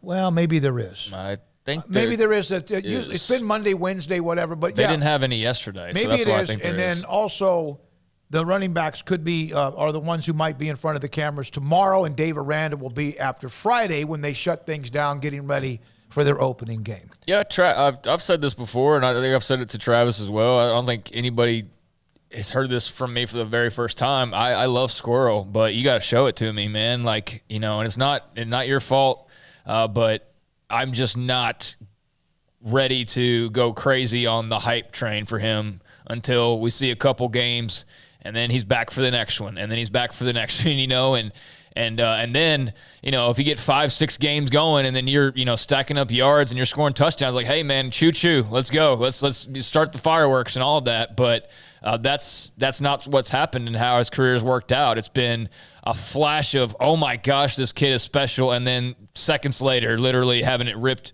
right out of your chest, your heart ripped out of your chest because he's dinged up. So I'm with Travis in that I just want to see him have a full year just to be Squirrel and show the world what he can do, because I know Iowa State fans remember, and they barely saw him. Like, they saw him for like a freaking quarter or something, and he damn near won the game by himself. A couple elongated series, yeah. I mean, so he's definitely special, but yeah, the whole, best ability is availability. That's very true with him. Are you a grinder? Can you grind? Are you hurt? Are you sore? Are you beat up? Do you have bumps and bruises? And do you still want to put your pads on and go at it again throughout practice? Because the one thing we've learned about with most running backs, even the elite running backs, if you don't practice, then you're going to fumble.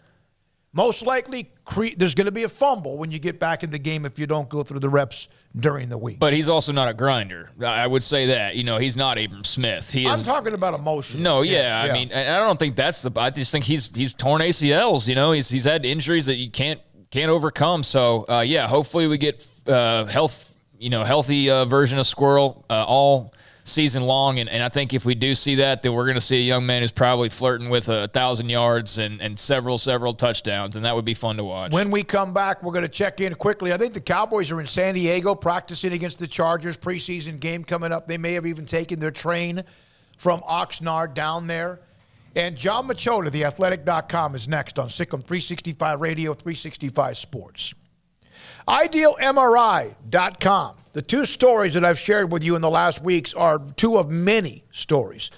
A woman who needed an MRI in her lumbar and really was struggling with it, and the doctor suggested, okay, we need to get an MRI, but they wanted her to do the MRI at the hospital. That's fine. That's their business too. However, it was going to be $1,600. She eventually called Ideal MRI. $497, which is what I've been telling you now for years, that their MRIs are $497 or less every single time.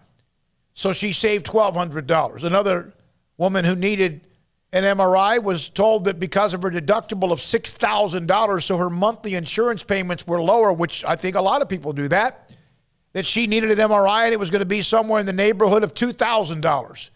Eventually, she had an MRI at Ideal MRI, contacted them, thrilled to hear that information, and then had a couple of $100 deducted because of her insurance. It was under $497 every time.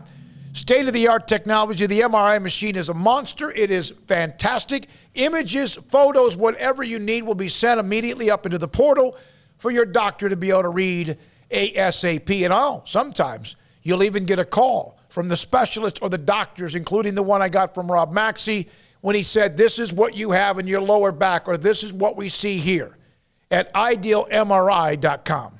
Cars priced right both day and night. Average your car in Texas. Trucks built for you, red, white, and blue. Average your car in Texas. Cars that zoom with lots of room. Average your car in Texas. Count on us, a dealer to trust. Average your car in Waco, Texas. It takes time to reach goals. It's a truth that applies to more than sports. It goes for your financial goals as well. You work hard for your money, and you deserve an investment strategy that lines up with your game plan. And Tom Albers, your Edward Jones financial advisor, can help. If your financial investments aren't putting forth the effort you desire, stop by today for a financial review. Tom Albers, 4301 Lakeshore Drive, 254-776-7605. Edward Jones, member SIPC. From the first workout to the last practice, sports is an incredible challenge. Hi, this is Dan Ingham with the First National Bank of Central Texas, and we're proud to support each athlete, every parent, and our educators. From families, small businesses, to the biggest industry, we're here to help. With remarkable products like First Free Checking, we've got banking ideas that fuel big dreams. The First National Bank of Central Texas. Familiar faces making local decisions. Member FDIC, Equal Housing Lender. You want to know why Stonewood Dental is so successful? Listen to what happy customers have to say. It's pleasant. It's different than any other dentist office. I really feel like they care. And it's not that you're here for 2 hours waiting on someone to take care of you. It's quick and easy, and I bring my kids, and my kids love being here too. They really love the treasure box. Staff is really nice and accommodating, real friendly. You feel more like home. It's not sterile looking. Everybody has their own personalized rooms with decorations and decor, and they'll even have a blanket for you when it's cold. I've recommended people to actually come here, and they are patients now. I really love it here. It feels like family. Learn more, stonewood-dental.com. jewelers on staff every day. We can make anything from scratch. We kind of pride ourselves. Probably 9 out of 10, every engagement ring we do is actually made custom to what the customer wants. People look at that, oh my God, I can't afford it. I can't afford something like that. You've shown jewelers on the corner of Valley Mills and Lake Air in Waco.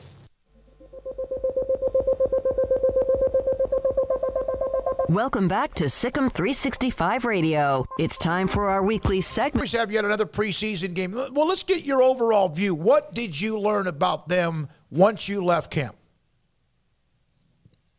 Really that they still have a ton of question marks on the offensive line, that I didn't learn much about that area of the team. I'd say that was probably the biggest thing that stood out to me, just because, when you go down the roster, like I kind of knew what they have in Dak, the running back, the wide receivers still work in progress.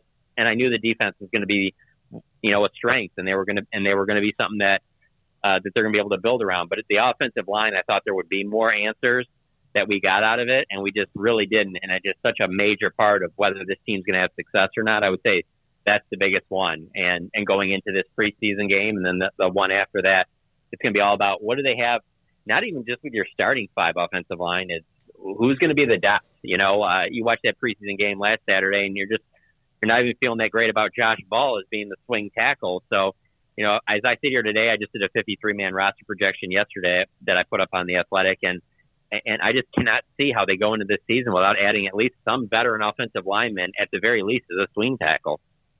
How much did Anthony Barr participate today? He did a little bit. He was working in 7-on-7s and things like that. So this was his first day that he got to be part of, drills, individual and some team, which was a good sign. He got burned early on a wheel route to Austin Eckler when they were playing 7-on-7.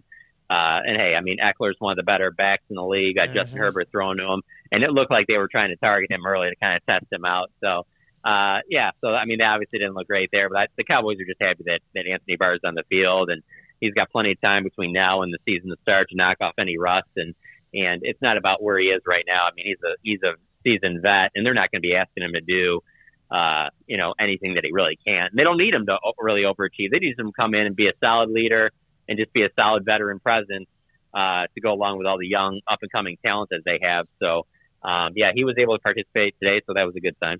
All right, so they had the game in Denver. Didn't go well, and now they have the Chargers, a very, very good football team. Denver is as well.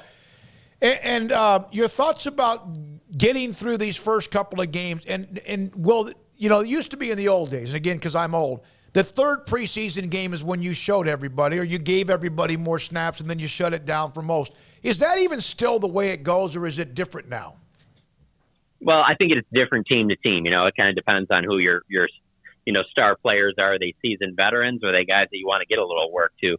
I think the Cowboys are going to play a decent amount of their starters in that final preseason game, which is now their third preseason game, the one in Seattle, not this weekend, but the following weekend. It's it's a week from Friday. I think that's the one where you're going to see some work. I don't think it'll be like it used to be, where the guys are playing the entire first half. But I think that's a game where you could see Dak Prescott get some work with that first team offensive line, with Jalen Tolbert and CeeDee Lamb, and kind of see what you have there before, so that you're not just going into week one not really knowing. Bigger than Dak and CD and Zeke and those guys, it's really that offensive line. You got to get that group together, and you got to figure out now, as this week winds down, are you going to still keep Connor McGovern with the ones, or are you going to, kind of let the rookie go and Tyler Smith and give him that left guard spot and see where he goes from there? That's going to be one of the interesting things to monitor in the week coming up, because if you want Tyler Smith to be your guy right away, they're getting to the time now where they need to give the job to him. And if it's not going to be him, and they are going to go Connor McGovern, then maybe that needs to be something that's said. But as of right now, it continues to be a 50-50 split there at left guard. And there's only 3 preseason games. Don't they have like the last week now where that's just not a game? Right, and that's why you could see Dak and some of those guys playing in that third one, because you still have a full week, beyond a week, in between that game and then when the season starts. So there's plenty of time for if a guy had some type of a minor injury, nothing serious. You don't want anything happening like obviously what happened with Zach Wilson and with the Jets, and all of a sudden now you got Dak's not playing in the season opener, so they don't want to do anything like that. But there is some time after it that if you did have some type of minor issue, you'd have time to heal. John, thank you very much for your time. Is there anybody that you have been disappointed or perhaps has been disappointing to this point that's a concern? For me, I'm not saying that this guy is number one, but on that list somewhere is Kelvin Joseph. I just expected to see more out of Kelvin Joseph in camp. He's obviously a guy that the Cowboys have had to go to bat for, with the off the field situation. He didn't exactly, make a big impact as a rookie, and he comes in here Saturday, he lines up, gets the offsides and turns a 57-yard field goal into 52. And then the other part, I just haven't seen a ton of flash plays from him. This is, corner you take in the second round. And if I was doing their depth chart right now, I wouldn't have him as one of their top four corners on the team. I think Deron Bland, the rookie out of Fresno State, outplayed him. And so that's probably one guy that I immediately think of that I'm like, I was thinking I'd see a little bit more from. And so that was a disappointment. And then you can always say that there's some disappointment at the kicker competition because you thought by now they'd have something figured out. And now these two preseason games, man, that's going to be one of the biggest things you're going to get out of there is whoever kicks better in those two games is going to be your kicker. John, I was going to let this be a quick segment, but I have to ask, how does that even happen? How do you even find yourself knocking on the door with expectations galore and you're not even sure on kicker? Just how does that happen? Well, it didn't help them on Saturday that they just never were in great position to kick, man. I mean, yeah, Liram had the 156-yarder in the win, but the whole operation was awful, which that wasn't an outlier because we had seen the operation have some issues, in Oxnard. So it's just one of those things where I think that they felt like, hey, well, somebody will rise to the, occasion. And I believe they felt it was going to be Garibay, but Garibay was so bad that now they're forced into a scramble mode thing where, they should have added another kicker before they even got to the point of adding Liram. Like Garibay was the only kicker on the roster throughout all of OTAs and minicamp, and you're just kind of like, yeah, maybe you should bring in another guy. So I just think the way they look at it now is it could be a revolving door where who knows, maybe it's somebody that's not even on the team right now. Maybe it's somebody that gets cut from another team. If I had a pick right now, I think it's pretty close to a coin flip, but I think it'll end up being Maher just because he has a little bit stronger leg. But he's going to have to kick well in these two preseason games. That's going to be the ultimate decider. Forget what goes on in these practice fields. Whoever kicks better in these two preseason games, they're supposed to get even amount of reps. That's what's probably going to determine the job, at least for week one. How in the world did you skip San Diego? Well, they're technically not in San Diego. They're in LA. You know what it was? That's right. Yeah, come on. Yeah, golly, that's just an old man brain fart right there. Yeah. No, but I'll tell anybody that's been to San Diego, man, like literally every single day the weather's perfect. So I can totally get why you would think San Diego is. Yeah, that's amazing. I wanted to go to it, but what threw me off in terms of me being able to book for all of that was it just got so expensive with the going to Denver, then coming back. And it wasn't just the coming back. It's not like all these things go day after day. You're also paying for your hotel, rental car, all this stuff out there. Obviously, as you guys know, California's not cheap. But you're doing it on top of it. There's multiple days in a row. Well, let's be honest. There's nothing going on. Yeah. And even let's say today. Today was a practice where you got Dak out there, and it's a good, solid practice. That's what you want to see. You got your ones-on-ones. You're seeing Anthony Barr out there. You're seeing Herbert's out there, and obviously that stunned it. I mean, they're loaded on their defensive front with Bosa and those guys, so that's obviously impressive to see. But then CeeDee Lamb doesn't go, and then tomorrow they're going to practice, but it's going to be just like back. It's going to be 2s and 3s. Dak's not going to do much. And it's like so you're paying for all these days to be out there, and then the preseason game, which in that preseason game is going to be just like this last one, where it's like. Your top 20, 25 guys aren't playing in it on top of it. So it just becomes a point of where you're just kind of like, I don't know. I just wanted to make sure on my budget I was good to go for all the road games during the season when it counts. So I was like, if I got to cut back here, I'll do it. No, we absolutely get it. I'm surprised if I asked you about the Cardinals, I don't mention St. Louis. That's the San Diego reference. Thank you very much. John Machota, theathletic.com, covers the NFL and the Cowboys. Two quick notes. Nalissa Smith, former Baylor All-American, named to the All-Rookie team. The WNBA threw that out there today. And then remember John McClain, who joined us Tuesday, who presented Chuck Howley to the Seniors Committee, the Hall of Fame Seniors Committee. Chuck Howley, Ken Riley, and also Joe Klecko, the former Jet, are the ones who are been moved to the final step selection process and will be a part of, it appears, locked in to the class of 2023 Pro Football Hall of Fame. All right, thanks again, Jacob Wilson and Garrett Ross. Thanks to Levi Caraway and Emery Winter, Jack McKenzie earlier today. Paul back tomorrow. Craig Smoak, thank you, Craig. Thank you to you, everybody, all of you in the chat room. Also, of course, those who contact us on Twitter and the text line. I'm David Smoak, Sikkim, 365 Radio and 365 Sports. Have a great night.